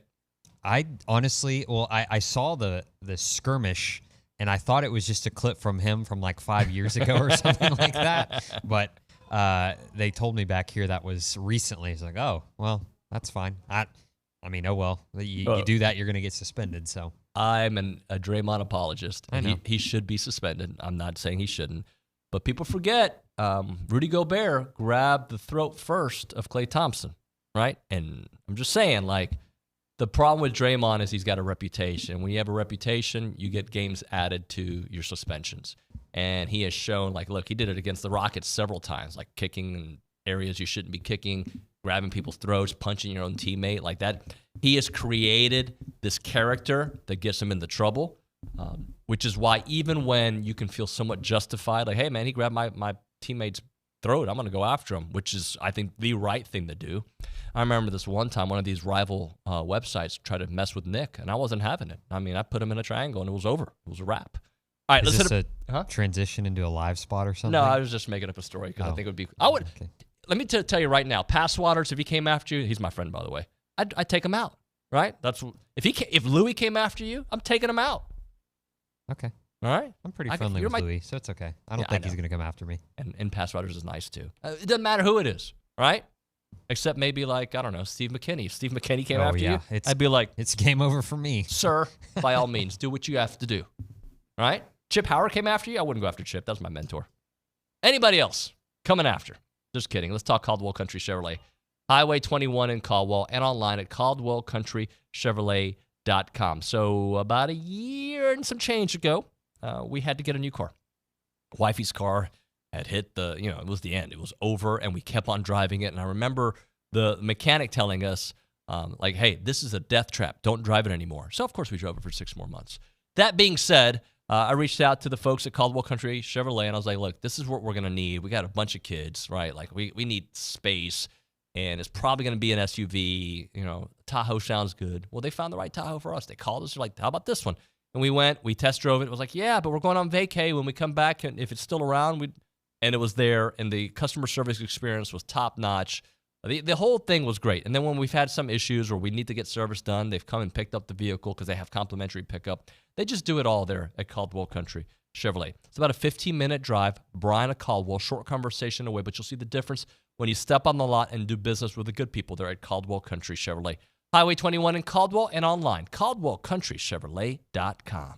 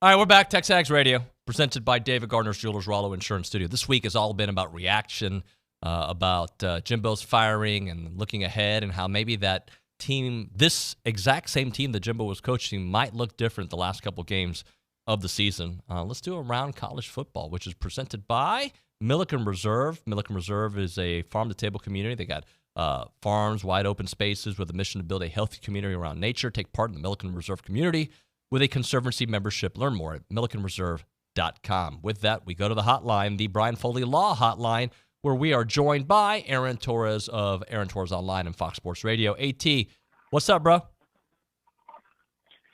Not much, man. What's up with you? What's up with you, man? Well, to be very honest with you, I'm in a pretty good place, man. Like, I feel like the vibes on the show this week have been good. And I always feel like I have to preface what I'm saying with this, even though I know I don't have to, but I just feel like Jimbo deserves it. I like Jimbo. I did. I thought it was going to work out. Sure. There was a point where I doubted it was going to work, and it was probably a little bit before this season. But I had hoped that maybe the necessary changes would change the outcome, right? But I liked Jimbo. I wish it did work, but it didn't work. And I am now hopeful for this season to actually feel different at the end, and obviously hopeful for the future. Yeah, I'll use an analogy that maybe makes sense, maybe won't. So Scott Frost at Nebraska, okay, and I'll get back to Jimbo. If you remember, the year before he ultimately got fired, they went 3-9, and I think they lost 8 of the games by 1 touchdown or less. And they were so close, couldn't get over. And maybe I'm a little biased. I'm of that age where I remember Scott Frost as a player. I was hoping after that 3-9 year, give him one more year, it'll get figured out. You can't keep losing these close games. And then, if you remember, last year they came back and played in week 0, played Northwestern. I think ended up winning 1 game the entire year. They were up, and then all of a sudden they fell apart and ended up losing in the final minute. And when he came back that next year and it was the same thing, I just said, man, I wanted this to work. It would have been a cool story for college football. It's not going to work. It's time to go. And so with Jimbo, I think I was, like a lot of people probably listening, I kind of made the excuses, right? Well, they're close. They're on the edge. Last year, it's injuries. You're down to your third string. Wigman's thrown into the fire as a true freshman. Even the Miami game, we'll see. And then you start to build some momentum against Arkansas and Auburn and whatever.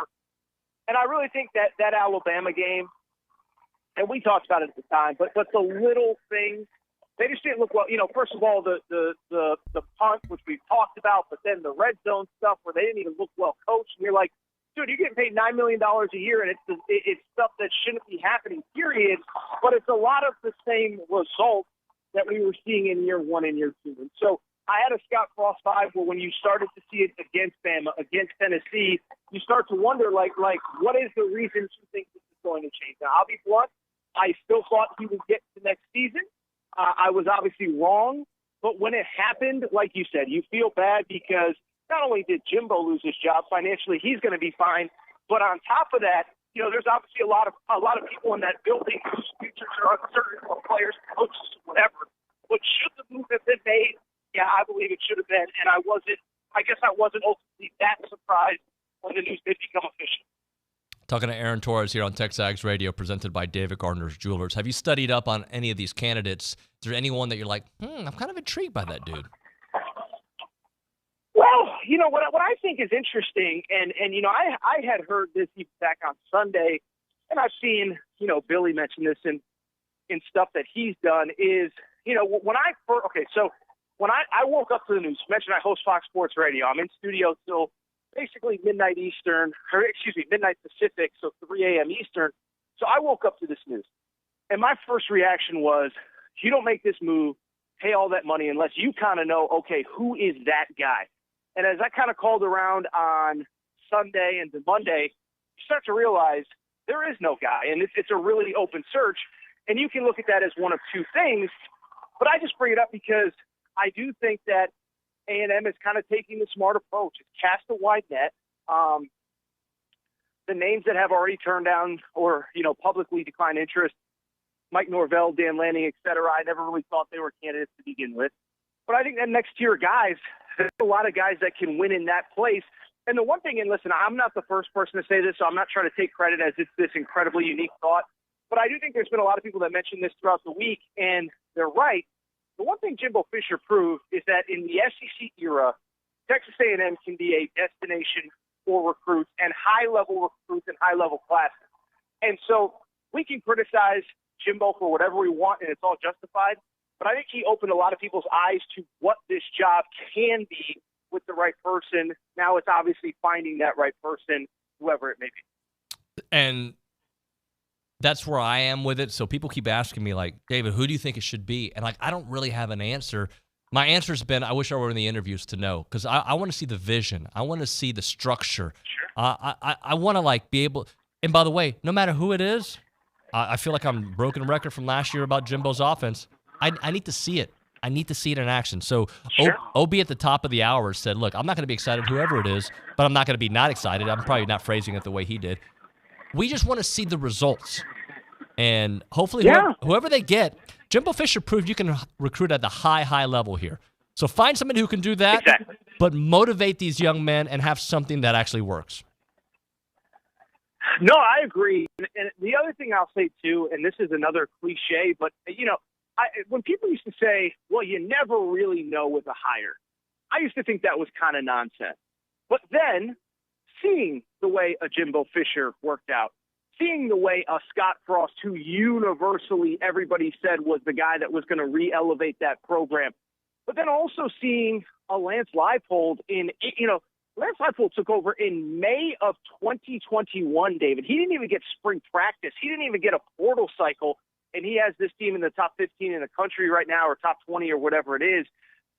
You really don't know. And like we all, listen, we're all fortunate enough to do what we do and, make a living talking about this stuff. And we all have strong opinions. And I think most people in our business, we believe stuff we say. When I said I thought Jimbo was the home run of all home runs, I truly believed it at that time. Same with Frost, same with whoever. And so same with Lincoln Riley at USC, right? So I just bring it up because when we say this stuff, we mean it. But as I go on in this business, you do realize that sometimes you really just don't know that a Kalen DeBoer is going to win what? I think he's won 23 of his first 25 games or something like that. You just don't know. It is unbelievable. And like you said, it's just you got to see the results on the field and all that. But I think that's what makes this interesting is that as I go on, I'm less and less inclined to believe that it can only be one person or two people that is absolutely no doubt about it, the right person for the job. AT, I think it could be the right hire and it not work. Meaning, Jimbo absolutely, to me, was the right hire at the time. Brian Kelly was absolutely the right hire for LSU at the time. And Lincoln Riley going to USC, I don't know if it's going to work, but was the right hire at the time based on the information we had and the hot names. That does not necessarily equate success and a great partnership with whatever place you go to. No,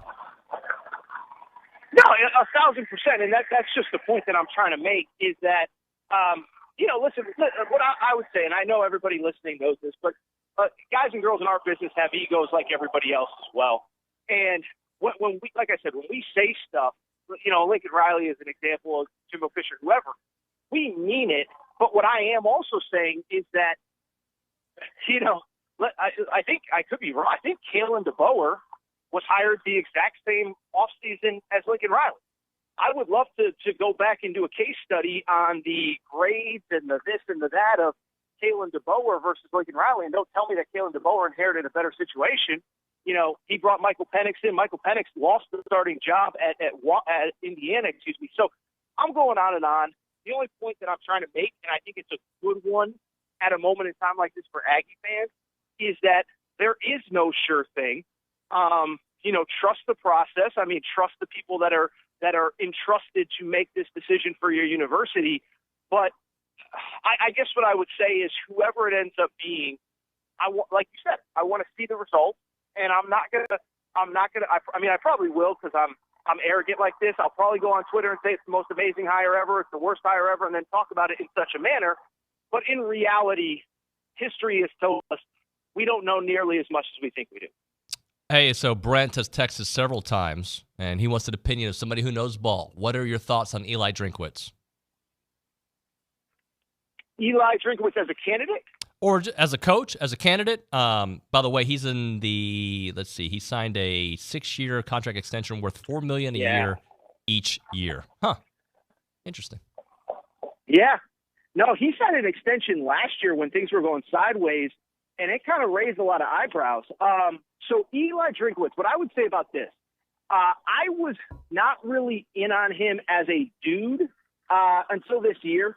And he's obviously having success, but what I do give him credit for, I remember he was hired, the spring before COVID. Okay. And so, it was a normal world that he was hired to, and then whatever, it became a crazy world after. Why I bring it up, his first game as coach at Missouri, he played Alabama. And I remember them talking about this on the broadcast, is they sat down with him and he basically explained why he believed Missouri could be a power. And his argument was the St. Louis area produces this many high school players, the Chicago area, whatever areas it is. He's like, within a 4-hour radius, we can recruit these areas. They can be home, whatever. On top of that, a lot has been talked about the Missouri State NIL law, which I won't bore people with, but it's very unique, and he has taken advantage of it. And so what I do give him credit for, whether you like him, whether you don't, he's having success right now. He had a plan when he got to Missouri, which, as you said, David, that is very important. He said that for the A&M job. And then, two, I like coaches now that are embracing that, hey, I might not love NIL, but this is where we are, and this is what we have to do. And if there is a way for me to take advantage of it at my specific spot, I am absolutely going to do that. I think Dan Lanning has done that. I think Eli Drinkwitz has done that.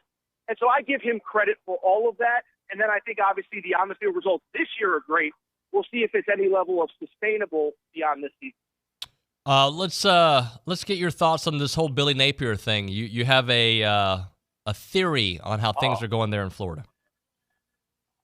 Well, I just, what I would say about Billy Napier is that, first of all, so and again, we're wrong on a lot of this stuff ultimately, but the long and the short of it is, I do think sometimes, and what I would say is, I get that it takes time, and I will say, I don't think Dan Mullen really left the cupboard very full for him, but they're losing games that Florida should never lose, and they're losing in manners in the way that Florida should never lose, okay?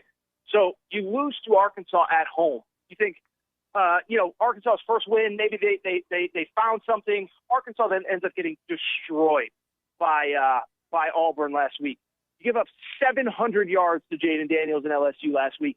You give up 280 yards rushing. I mean, they're not just losing; they're losing in embarrassing fashion. And the one thing that's been his saving grace, which is something relatable to Texas A&M fans, is that he had a number 2, number 3 ranked recruiting class in the country. Well, in the last 5 days, 3 of their top 5 or 6 commitments have all decommitted. I saw this last night, David. I've never seen it. One of their other players is committed, but all of the crystal balls are actually to another school. I don't know that I've ever seen that. So it feels like there's more attrition. So I guess my only point is, I'm not rooting against anybody. It's only year 2. But if that recruiting class falls apart, I don't really know what kind of excitement there is for him beyond the season. But again, you start winning games, none of it matters. I just haven't seen proof that he can actually win games in this league. That is Aaron Torres. AT, appreciate you, brother. Thanks so much for the time. No problem, man. We'll talk next week. Thank you. Are we talking next week or no? Probably not. I mean, I might try to get you on a different day, but we're not doing a show Thursday. We're doing a best of show. Oh, great call. Oh, okay. So it's going to be just a whole show of my clips then. Okay, that's good to know. Well, it's going to be today's, on repeat because today you were good. Last week, I don't know. Oh, okay. Yeah, last week it was like a B-. I'm not going to lie. I'll be honest. More like a C. Whoa. Just kidding. Happy Thanksgiving. B- is fine. Happy Thanksgiving to OB and Billy and all the listeners, everybody. Well, not everybody, but everybody. Well, not happy Thanksgiving. Hit me next week. I'll be around if you want me, okay? All right. I appreciate you, AT. Thank you, brother. Aaron Torres on the Brian Foley Law Hotline. By the way, Billy and I will be available on Thanksgiving, right? Just say, like, if something happens, TexAgs is all over it. Like, all of us will be all over it. So don't worry. Just because we're not doing a live show doesn't mean we won't have potential content for you. All right, career opportunities at the Association of Former Students. If you're trying to move back to the area, if you thought about moving back to the area, you should really consider the Association of Former Students. First off, you're attached to this awesome university, right? You're working for a great company that is, involved in so many things, and they're looking for Aggies to come work here. They're looking for people to come work for the association in many different kind of positions: communications, fundraising, former student programs, campus programs, and much, much more. They are the premier alumni association in the entire country. Don't miss an opportunity to help out with Howdy Socials, Aggie Ring Day, class reunions, Aggie Muster. Join a team that exemplifies the core values of what it means to be an Aggie. Excellence, integrity, leadership, loyalty, respect, selfless service, all in support of that worldwide Aggie network. So if you're interested in joining a team and sharing with somebody who wants to be a great fit, please visit tx.ag/association jobs to apply and get more information on each position.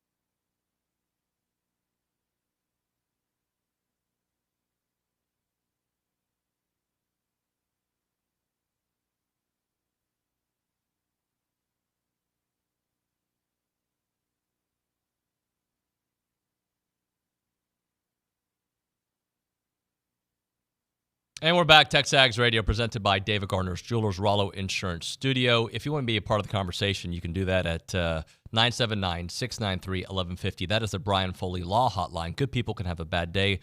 Call Brian Foley Law, 936-596-0407, serving Houston, the Woodlands, Conroe, and the Brazos Valley. We go back to the Angry Elephant News and Social Center. I know you got a report for us, Leanna.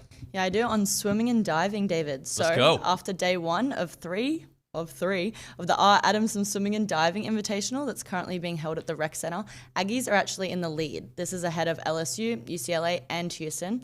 Yesterday was highlighted by Baylor Nelson, who won the 200 individual medley in a season's best time. Baylor was also a part of the 400 medley relay team that placed first, and they even recorded an NCAA A-cut time, which is awesome. The Aggies also went 1-3 in diving off the 1 meter board, with Alan Batego placing first. Last week's men's SEC Diver of the Week, Victor Povsna, placing second, and closely following Rhett Hensley placing third. The women's team also came out on top and was highlighted by Abby Grudel and Chloe Stepanek, who went 1 and 2 in the 500 free. So you can get some more of that action today and tomorrow at the Rec Center. Thank you so much. Appreciate that, Leanna. When we come back, guys with opinions, fans, the Fan Show, next on TexAgs Radio.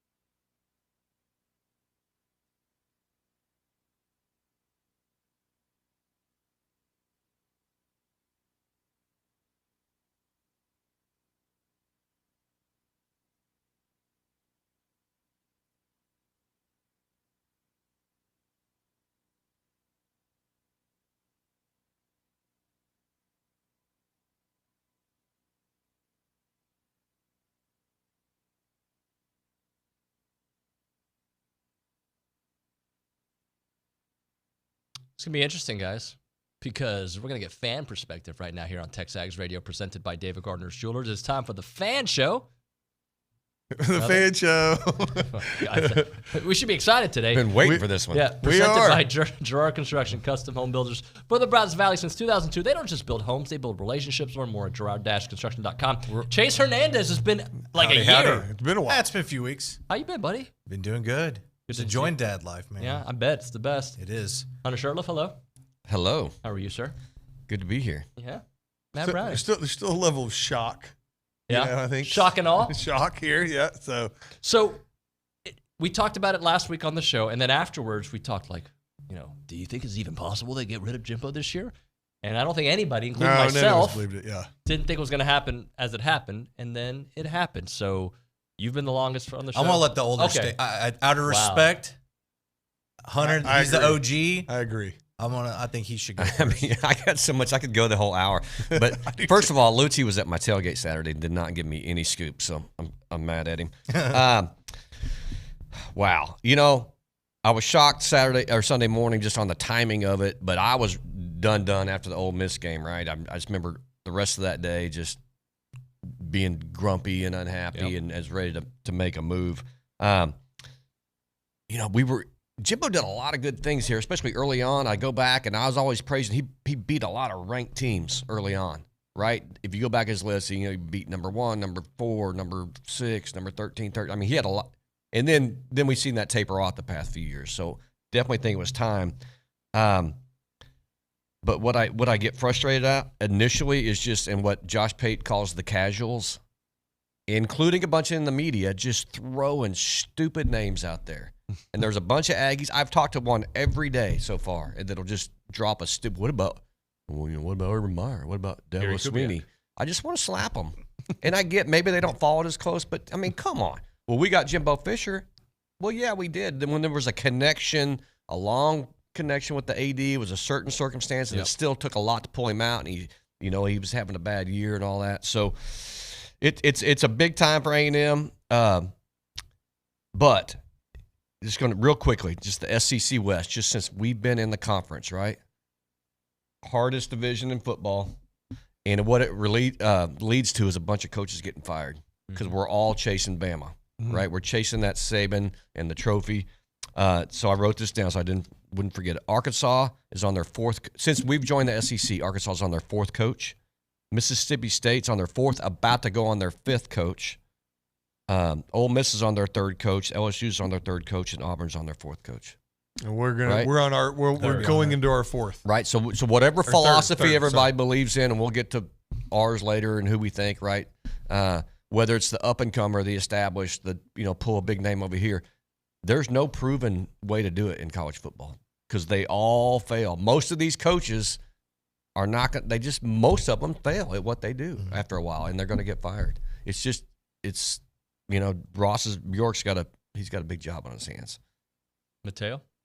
Yeah, so again, mine was I was a little shocked still. I mean, I think we all kind of were surprised by it, especially because we'd come into that last week and everyone was going, well, no, he's going to get a year or two more, and we were kind of going, but yeah, to see it, I was a little surprised. Obviously, got the text. I was asleep still. What? Yeah, I know, shocker. So I saw it and I was like, oh, that's not true. And I put the phone down, laid there for a minute. I go, wait.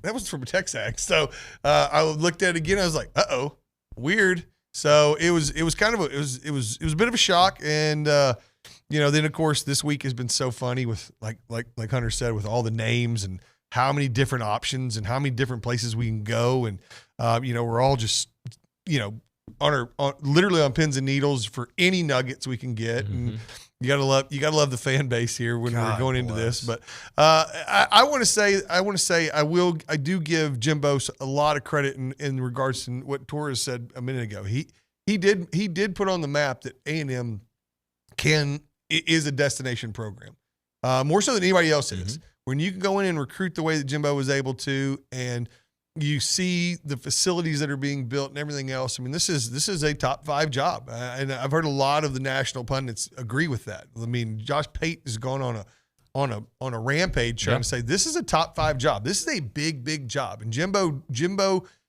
laid that out and showed how good a job this can be. And now it's just go get the right guy. But I don't think he quit. I don't think he ever didn't put his best foot forward. I think he tried. I think, again, what happened and why this didn't work out, I don't know. I mean, it could be an inability to adapt to the new world of college football, and who knows what the reason was. But I appreciate the effort that he put in. It just didn't work, and when that happens, it's time to move on. And with everything that we've got going here, I agreed. I liked what Bjork said. We're stuck in neutral. We have been. We've been stuck in neutral. And who out there is going to get us in moving forward and doing all the things that all of us already know. We already know what the potential that place has. It's just never been utilized. We've said it all year sitting on this since the Miami loss, right? There's a 6-year window now, and what metric are you looking at that you think this is going to work out? I mean, we're about to crest here. Yeah. It wasn't there. Yeah. And I mean, you've got it, and by the way, real quick, sorry. No. You've got I loved what Tim Brando actually said this. I know is everyone's favorite. He said this is a turnkey job.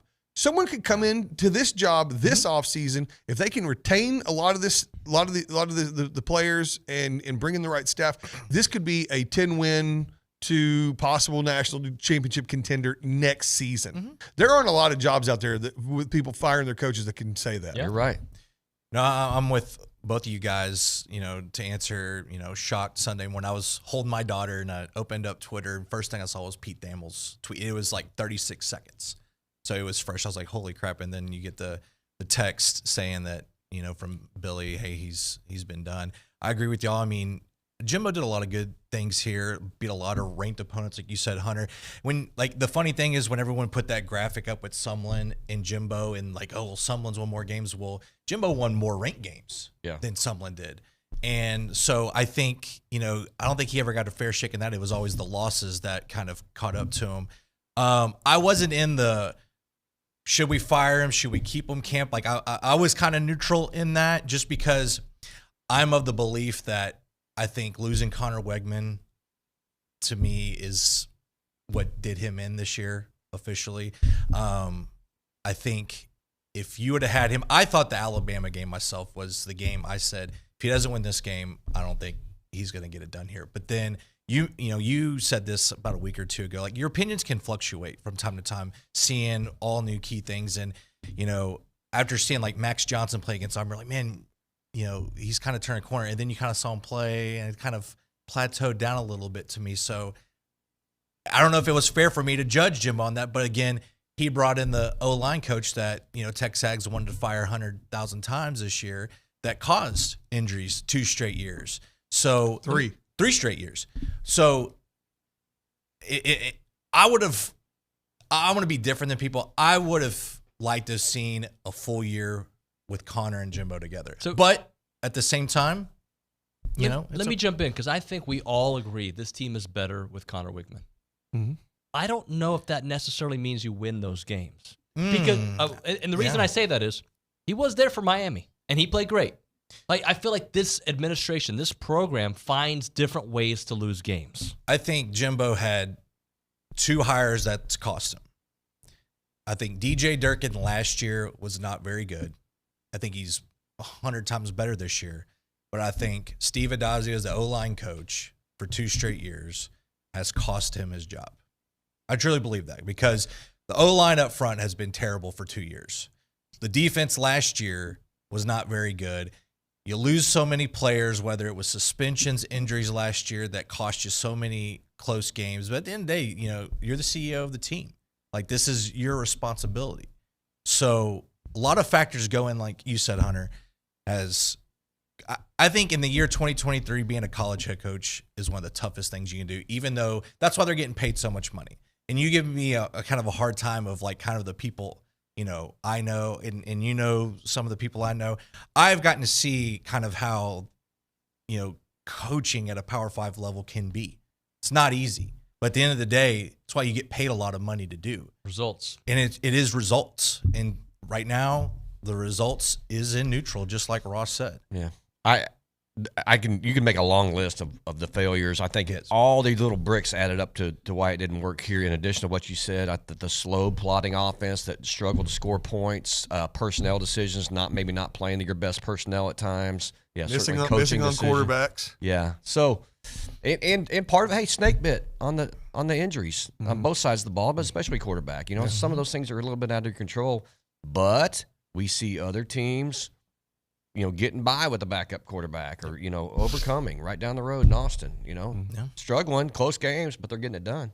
They found a way. So you kind of started to answer this question, but you didn't have an answer, but I'm going to ask the group this. Why did it not work, which you're not necessarily sure?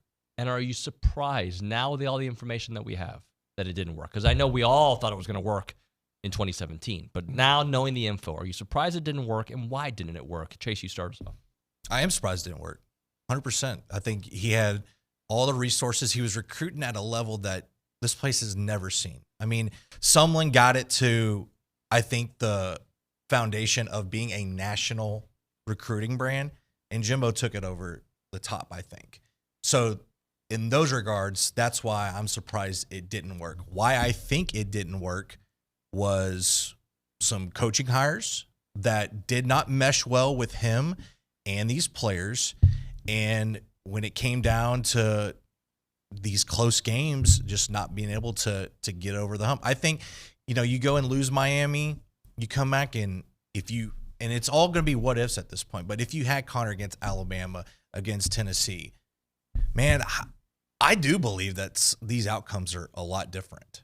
But at the end of the day, you're dealt with the hand you're dealt with. And like Hunter said, some of these other places, they deal with backup quarterbacks and they succeed. And you didn't do that here. Let me throw in a couple things there. You had what we thought was the best backup in the SEC, right? Maybe he was, but for some reason, the offense didn't fit him, right? And that's why I struggle with it. Like I think Connor, you make 2 or 3 more plays with Connor in those games. Does the defense that day show up? Does the special teams cause more blunders? I don't know. It just felt like the hole in a hose. Go ahead. Yeah. First of all, I mean, I thought it was going to work, especially right. You saw the 2018, pretty good year. 19, actually a good team, fought hard, but you played 3 teams that were number 1 and 1 team that was number 2. And Auburn, who was number 8, by the way, that year. So, and then 20 was this mercurial rise, right? You're playing all SEC schedule. You go 9-1, win the Orange Bowl. At that point, I was like, this is going to work. Recruiting's going well. And Billy's talked about it a bunch. That 21 season was so pivotal, right? And when you started dropping those games, I mean, heck, you beat Alabama, but you dropped Arkansas, State, Ole Miss for sure. That Ole Miss was a crusher that year. So I think that's when it started crumbling as far as on-field performance, and we've seen it's just gone down since then. Yeah, I mean the O-line, like I've said many times on here, the 2 best seasons we've had in the last 20 years were 2012 and 2020. And what did those 2 have in common? They had the best O-lines, 2 of the best O-lines we've ever had. Mm-hmm. That's where, and especially with his offense and as intricate as it was and difficult. Again, this is what I've been told, as difficult as it is to master. You got to have a good O-line, and we just haven't had one, even though we've had the talent here. So I think it's been some hires. And again, we're not over there. We don't really know. We're all solely speculating. But am I surprised? I'm 100% surprised. I thought this was a home run hire. I don't blame anybody for hiring Jimbo Fisher. I think Jimbo Fisher was as good a hire as we possibly could have gotten at the time. And so it shocked. Yeah, I'm surprised that it didn't work, obviously, but especially with the talent. I mean, if it's one thing if you weren't getting talent coming in, but you got we have what do they say, the composite. We've got the 4th best talent riddled roster in all of college football, but to still not be. And the fact is, we can see it. We can see those guys out there. We see how good they are. And somehow it's not all being put together, and that all starts at the top, and that's at the CEO level, and it's a bummer. It is. It's an absolute shame that it couldn't have been. I really wanted it to work. That would have been a great story. I mean, you look at, Jimbo fit here. Jimbo seemed like one of us, right? I mean, it's not like Brian Kelly to LSU was an odd fit. Jimbo was a perfect fit here. He enjoyed what A&M. He loved what A&M was about. He loved what the school offered. Recruited that way. Talking about this is a 40-year decision. This is talking about the Aggie network and all these different things. He would have. I so wanted it to work with him because I like Jimbo as a guy. I mean, everything I've seen on the man seems like a good guy. I think he's a great person. Yeah, the players like him, but at the end of the day, it just didn't work, and unfortunately, we have to go a different direction. So, who of the realistic candidates is your favorite candidate? I've thought about this all week. We're going to speculate no matter what. My favorite would have been obviously Dan Campbell. I know he's not coming here. Yeah. I wouldn't leave the Detroit Lions for this job right now either. I mean, he is going to be. They're going to build statues of him if they even win a playoff game. Because I mean, how long has it been since they won a playoff game? Dan is so fun to watch though in his locker room speeches and all that. So. That would have been the dream. I know it's not Dan, and Dan Campbell is not coming here. All right, I think he's made that clear. But the realistic ones, I know Lanning's pretty much out. He said so much. He would have been a good choice, I think. But I like the Schumann. I mean, the boards have gotten me on board with Glenn Schumann. I like the idea of the young up and comer with energy who wants to make his mark in college football. But I think that one's kind of out the window as well. So who's left? I don't know. I know they're saying there's a lot of guys whose names aren't even coming up right now. Right. So I have no idea. And I mean, no matter who it is, I don't know how excited we're going to get because it won't be a Jimbo Fisher name like it was in 2017. Right. So it just becomes about the results. Bring me somebody in. All I want is bring somebody in who can keep this roster together and do exactly like Tim Brando himself said, turnkey this thing into a winner, and it could be turned into a winner overnight. Give me 10 wins a year. That's what I'm at, and I know that's a big leap to start. But that's what I want. Hunter, I'm of the philosophy. I mean, and it's not my job. If I'm Ross Bjork, I like the up and comer. I'm not talking to a coordinator either. I think winners win, and I think I'm a believer in these smaller programs that you're winning at. And you have a system, and you have a philosophy, and you're winning, right? And right now you're seeing it, Kleeman, Kansas State, Leopold, the Bear, these guys that came from these smaller programs. And I know it's a risk. Sometimes it doesn't work out. See Florida, or Sumlin, but they're coming up. But at the time, I'm okay with Sumlin. He was up and comer. He just went 12-0 at Houston. He had that thing rocking, right? Mm-hmm. It ends up we knew some different things later, but. That's where I would go. And here's my example. Urban Meyer, right? If your job is to go find a coach, find Urban Meyer when he was at Bowling Green. Oh, yeah. There you go. Right? Did the assistant stuff, went to Bowling Green and started kicking butt. And then Utah hired him, and then Florida stole him from Utah. Find that guy, Urban Green. Who's that? Jamie Chadwell at Liberty. I'm just throwing names out. I don't do the research, right? I'm not going to go hunt these guys down. But guys like that are just winning everywhere they go. I'm just a believer in that.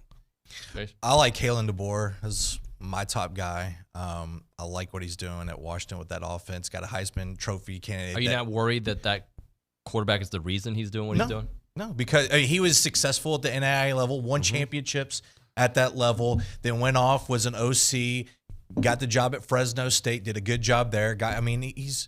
I watched that bowl game against Texas last year because at the time I wanted their OC when it was known that Jimbo's going to hire. I was like, I want, I think his name's Grubb to come here.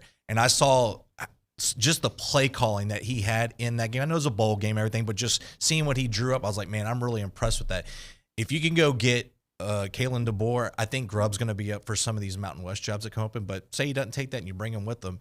And with Connor, that's a great fit for me. I'm kind of leery on some of these up-and-coming type guys like Schumann. I mean, I want to see someone with head coaching experience. That's just what I want to see personally.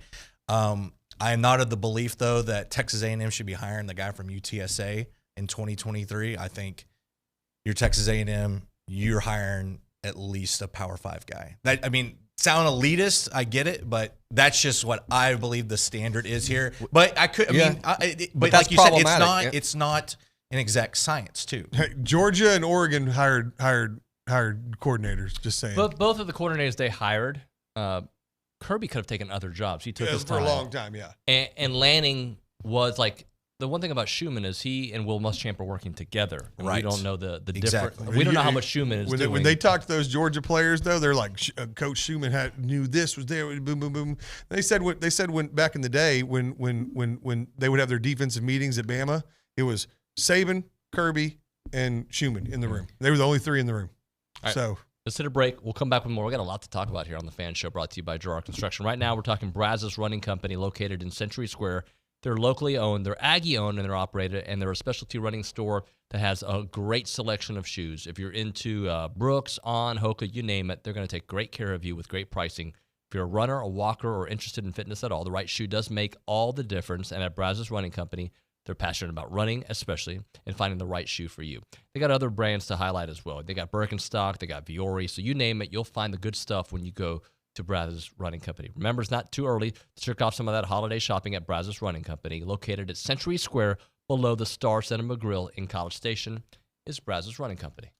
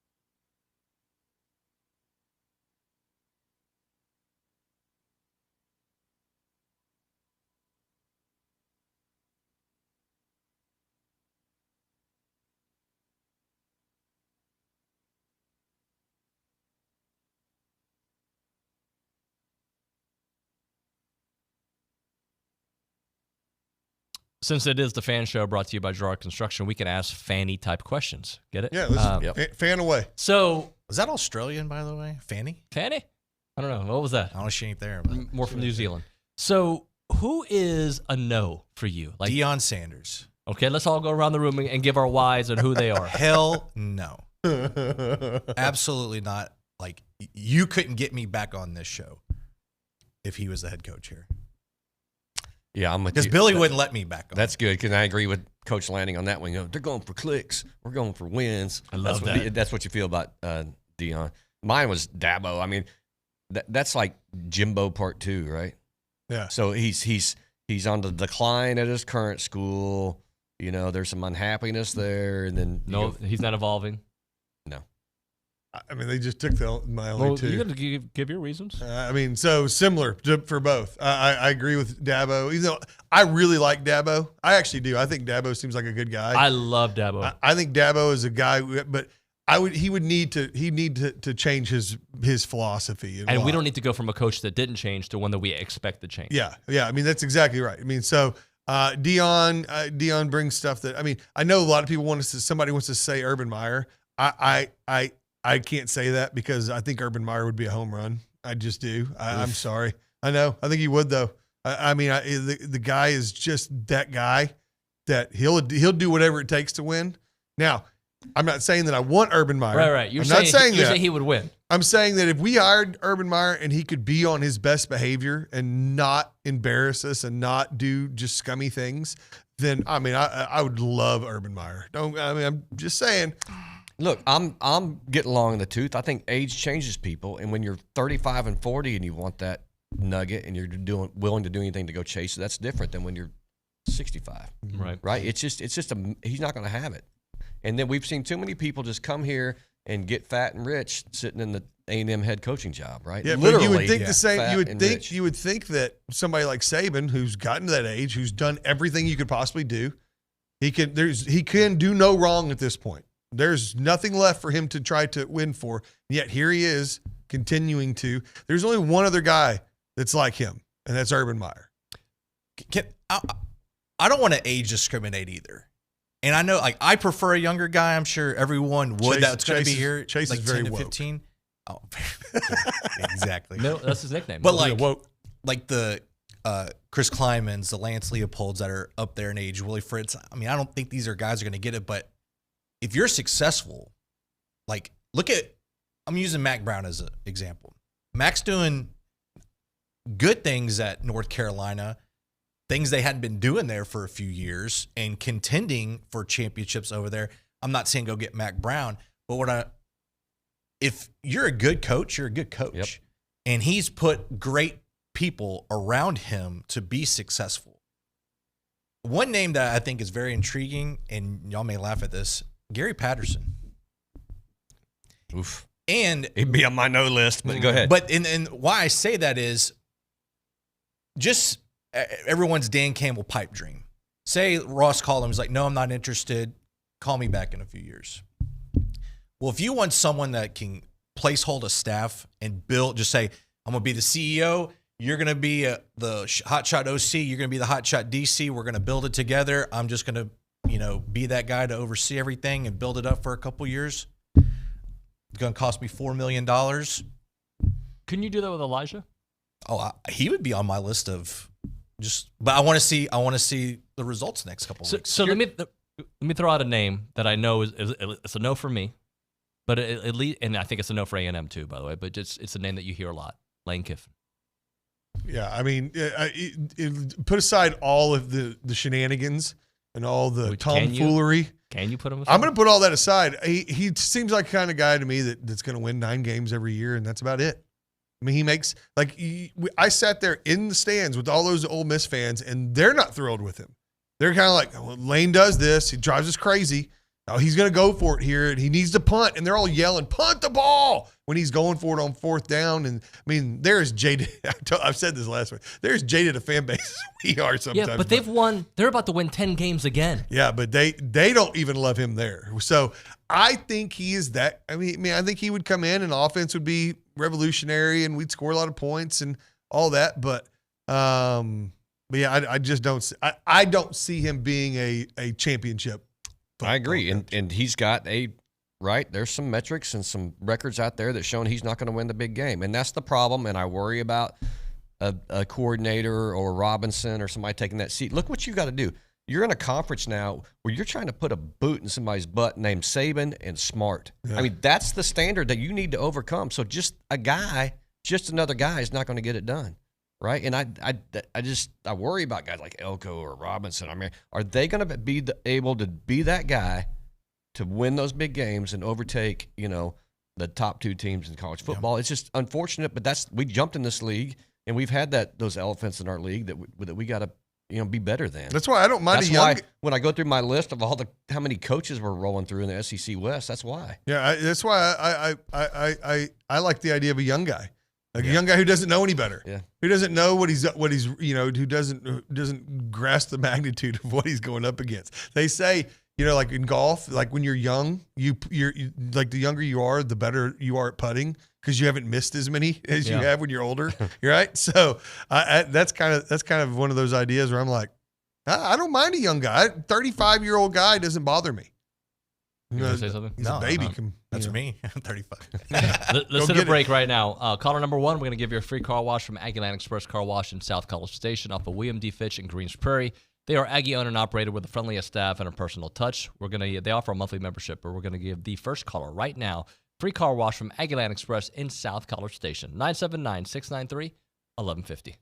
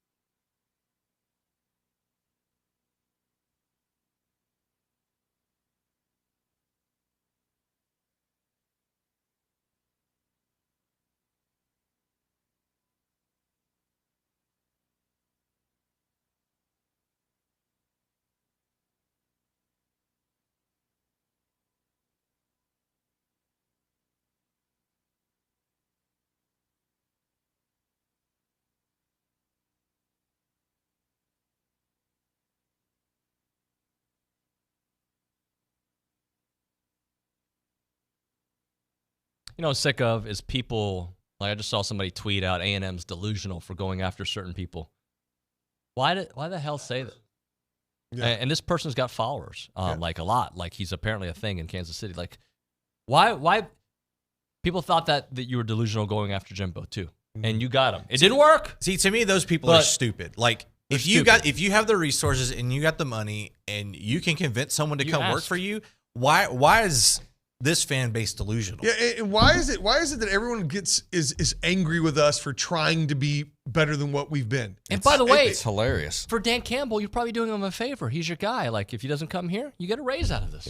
Yeah. I mean, Dan Campbell. It's first of all, it's not a crazy idea for a guy to want to come home. I mean, you give it a shot. I mean, the guy's an awesome coach. He's one of us. Give him a shot. If he doesn't come, he doesn't come. They said the same thing. It's we not went arrogance. It's not 20 years ago. We went to Alabama and stole a 10-win coach from Alabama. Yeah, I mean, we have look. The only thing we don't have in place is a trophy case. That's it. It's the only thing we don't have and they seem to think that we're just not good enough for it all. So it's amazing to me. Would you rather be the school that gets the guy on the first run, or the school that has to hire the 4th, 5th, 6th option, like a certain school 90 minutes away? Hey, and as Aggies, you can tell your buddy this, as Aggies, we're glad they're going after these guys that everyone thinks we can't get, because that's what we want. We want to get the best coach humanly possible for this job. And if you're not asking Dan Campbell, what if Dan Campbell said yes? What if you call and Urban Meyer says yes? Or what if do you guys Dan remember Lanning says yes? How you felt when Texas was after Saban? Did you think they were delusional? No, I did, but I thought they were delusional because he was entrenched. But I that's the job Saban would take.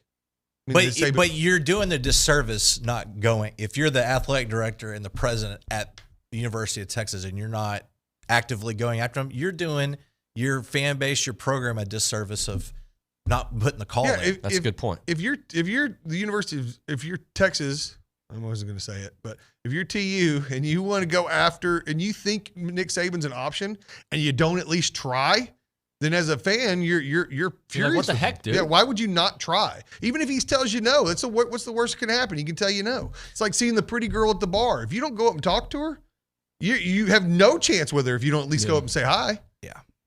All right, guys, what was different offensively on Saturday? And really, you can go back to halftime of the Ole Miss game. For 6 quarters, this offense has looked different. Why has it looked different, and what looked different? Who wants to take it first? They looked like they were having fun. It looked like they were a little freer, a little looser. I think especially in the Mississippi State game, it looked like we had simplified some things, especially for a new quarterback who's coming in. Simplified some things, let him use his athleticism, let him run. There were a few times where he probably should have thrown the ball and tried to run, got sacked, but for the most part, they just looked like they were having a good time. And it really helps that we played Mississippi State's defense and Ole Miss's defense, for that matter. So, but they looked like they were just freer and looser and looked like they were having a good time. But I think Henderson was making good decisions though too. Mm-hmm. Quick reads, early reads, getting the ball out. His legs helped him. He understands the zone read and when to keep, when not to keep, right? And there were some designated quarterback plays. So look, I was feeling it Saturday night, right? But I'm sitting there and I'm like, I'm on my football texting. I'm like, dude, we're 9-1 if this cat starts these other games. Reggie McNeil. Right. I was like, I don't know if that's true, but I sure liked what that offense looked like. What were you feeling it on? Just good vibes. Good vibes. Just good vibes. No, I think the old sports analogy, they let it hang a little bit and just had fun with everything. I think you could tell they were playing loose. Like, all right, where it got her. By the way, having a kid that had college experience, not a ton, but instead of going with the true freshman, just being thrown out in the fire that you hadn't seen all year, I think helped a little bit too. That, sure. He's been, under the lights some, but just the defensive effort, I think offense fed on defense, defense fed off offense. And you hadn't seen that all year. Yeah. So it was fun. Well, it was fun. So do you guys believe now that there's been a change at the head coach and now it feels like there's no handcuffs, they can go win these next 2? I mean, the LSU game's the one that I think of. Obviously this weekend is kind of a prep. All right, so use this as a prep, kind of get everything in. I love the fact that we do have a game like this in between as we're getting ready for LSU. Just something to kind of, get some pieces and some parts where they're supposed to be. Hopefully, no injuries. But yeah, I mean, I think this team with the talent that's on it, I've said this all year, can beat any team in the country on a given Saturday. I mean, so. Can we beat LSU? We absolutely can beat LSU. Will we? I don't know. But do you have more faith now? I do, actually. If you're asking me, I feel like we have a better chance of winning now. And I haven't seen Elijah Robinson coach a single game yet. Right. But I feel better now because you saw what Cadillac did with Auburn last year. They were terrible. You gave him a little bump. He gave him a little bump. The guys have got fired up. This is going to be our Super Bowl. You're talking about they're going to be fired up, ready to go. And now we for sure get to see Petrino cook. Yeah, absolutely feel better about it. I mean, I like this quarterback. He's an athlete, and I liked what he did. That was just shocking out there, right? And so I thought his short intermediate throws were fine. Yeah, long ball, needs some work on it. But I like what he did with his legs. I think it helped the running game. That was awesome. Yeah, I give a shot now. I mean, it makes me feel better, and it makes me feel better that LSU game is at 11. So that was going to be one of my not happy about that. That's big. I still think the LSU game is going to come down to defense, though, because Yep. you got to stop their offense. I think A&M can put some points on there. Can they put up enough points? Exactly. I think that's what it was going to come down to, that anyway, regardless if Jimbo is the head coach or not. If you get, and I think with Elijah being the head coach, I think that defensive side, I think they're just going to try to step it up just a little bit more for him. That's their guy. I think that's going to help out. But that's where the game's going to come down to. You start us off here. What do these two next games wins mean for the vibes of the program, regardless of who takes over? Taking over a team that goes 8-4, and it seems like the players are bought in, as opposed to what everyone expects, 7-5. I mean, I think you can keep some players that you think you might have lost. You win 8 games, go to Nashville for a Music City Bowl or Texas Bowl, win that game, 9-win season, and that's some success that some of these guys haven't tasted yet. Mm-hmm. And then by the time that bowl game happens, I mean, for what Billy said, there's going to be a hire by then. So depending on who that is, it could be just a launching pad into next year. And with the schedule in 2024, the way that lines up, I mean, that is a schedule that sets up really nice for whoever comes in here. I agree with that. I don't think they're just huge games, even if you drop that LSU game. But I agree with Chase that possible retention of your roster with a win over LSU, and going to a mid-range bowl game with the new hire ins, coaches here trying to keep those guys, keep the recruits, either early commits or ready to sign in February. Momentum, right, is a real thing. You've said it this week. It's a real thing. So I think that could really help. But that scares me to death. I mean, that LSU game. Jaden Daniels is phenomenal. He's the funnest player to watch I've watched all year. Yeah. I saw you ask Pate that same question, and he's like, it doesn't matter. He's kind of, it doesn't. But I disagree. I think it does. I think that to end the season with a good taste in your mouth, from a standpoint of these are my brothers, we went out and together we beat LSU. It makes it a whole lot harder to leave them. Yeah. And it makes it even so when the new guy comes in and if everyone will just give him a second, meet him, see the vibe, I think that when you've just won a big game like that with your teammates and that brotherhood that Elijah talks about, the brotherhood's a big deal. Yep. And if you can win that last game and come out with a good taste in your mouth, and it's going to make it a lot harder to say bye, to up and leave. And I know we're losing guys. There's no doubt about it. We just be prepared. It's going to happen. We're going to lose some key names, and it sucks.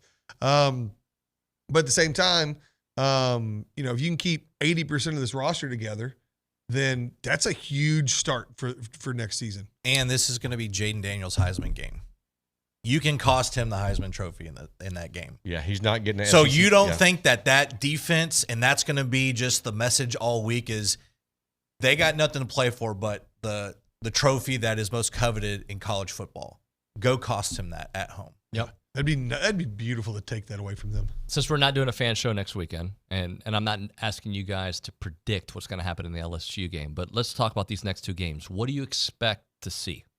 I expect obviously this week to kind of get everything in order, right? Everything from plays coming from here. Who's here? Is Petrino going to be up in the box? Is he, all that stuff. Use this week to get all of that kind of the organizational skills. Get everybody where they're supposed to be. Find out where some flaws are. Get those fixed in the week off in the following week. Get all that stuff together. Keep building the bond of these players and everything else. So take this week. Use this as a time to get everything together so that we are ready and prepared to go into LSU. We've not won a road game in 3 years. We have not beat a ranked team on the road since 2014, and we have yet, since we've been in the SEC, to win in Baton Rouge. Can we do it? Absolutely, we can.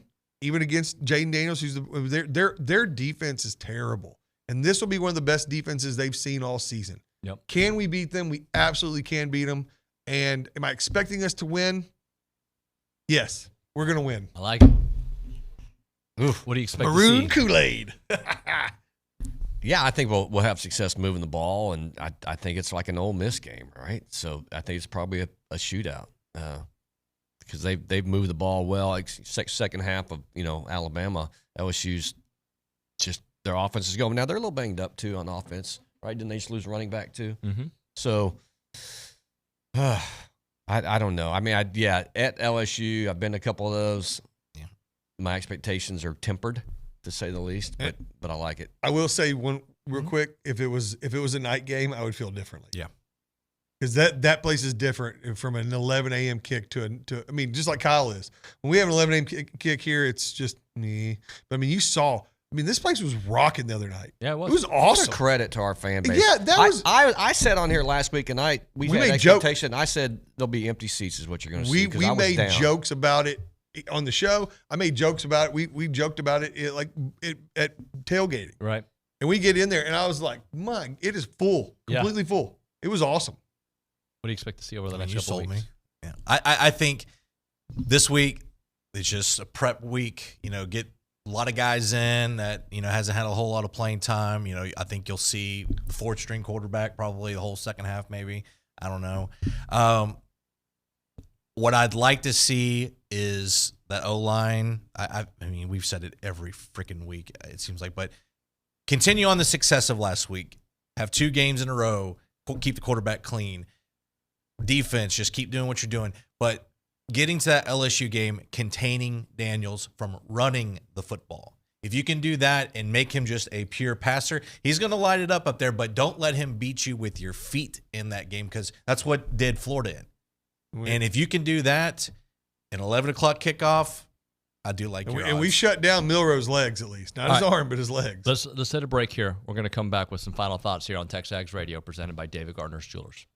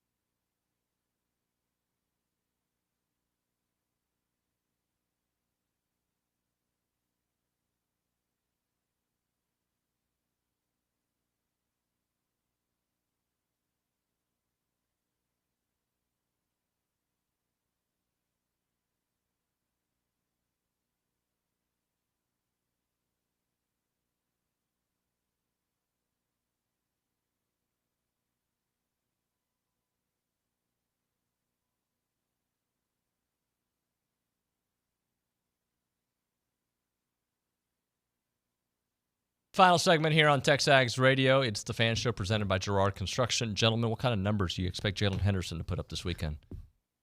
I think like they said, we're gonna probably have the next guy in. Marcel Reed will probably get quite a bit of playing time. So I don't see just gaudy numbers. Just maybe hopefully I don't know, 200 yards passing, 100 yards rushing. Call it a day. I'll take that. Yeah, I think in limited time he's going to go 250, 100. Yeah. I was going to say 100 on the ground. Yeah. At minimum.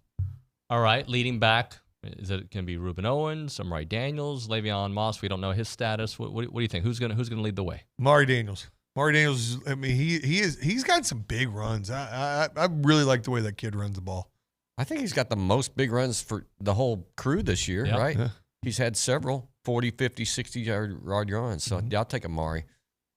David Bailey, how about that? David, he had some nice runs, right? He did. He I mean, if you think about it, let Amari and let Reuben have the first half, and then give the big guy put the jumbo package in. I mean, let him run some in the second half. I mean, when Crownover gets the ball, he runs hard too. Yeah. So we always talk in these kind of games like there's always going to be someone off the wall that has the big game. So why not him? Yeah, and Moss shouldn't be back for this game, even if he's healthy. Let's give him another week's worth of rest. Billy reported Evan Stewart was back at practice this week. So good, leading receiver. What do you think? I mean, Anias. Yeah, Anias. It's his last home game, and this guy loves A&M. I'm going with Anias 100%. I think this is his last home game. Feed him. Give the guy the ball. He has been as fun an Aggie to watch in his time at A&M as anyone I've seen. I've really enjoyed Anias, and I hope he has a huge game as his last at Kyle. Yeah. What a great interview Billy had with him. What a good Aggie. What a great teammate this guy's been. Yeah. Seems like forever, but he's done it all, man. Running back, special teams, wide receiver. There was one that on one of Henderson's runs. Went back and watched the no huddle. He comes around the corner and Anias is sitting there trying to, he's open to catch the ball, but he sees Henderson start running. He turns around and he goes to block and he lays an absolute speared this dude. I mean, nobody likes to block like him. You got to love guys like that. Yeah. All right. And then how many turnovers do we force, guys? 2. Yeah, against this team, I'll go take the over there. Let's go 3. I like 3. That's good. Fumble on a pick. Are we scoring 50? Yes. Yeah. I don't know anything about Abilene Christian. 60. Is Abilene Christian scoring more than 10 points? No. Probably no. Gentlemen, do we know anything about them? Like who they played, what they score? I think they're 5-5 on the year. I had their coach on the show yesterday. They had a really nice year last year. They've not been as good this year. All right, guys. Thank you very much. Thanks, David. Happy Thanksgiving. A week Happy early. Thanksgiving. Appreciate you guys. Happy coaching search. Tomorrow on the program, the final countdown. Get the McKinney brothers here in studio. Billy Lucci. Also, Jackie Sherrill will be in studio. How about that? So that'll be a fun show. That, and of course, all of your messages, the latest on coaching, the updates, you name it. It's TexAgs Radio. We're going to see you guys mañana.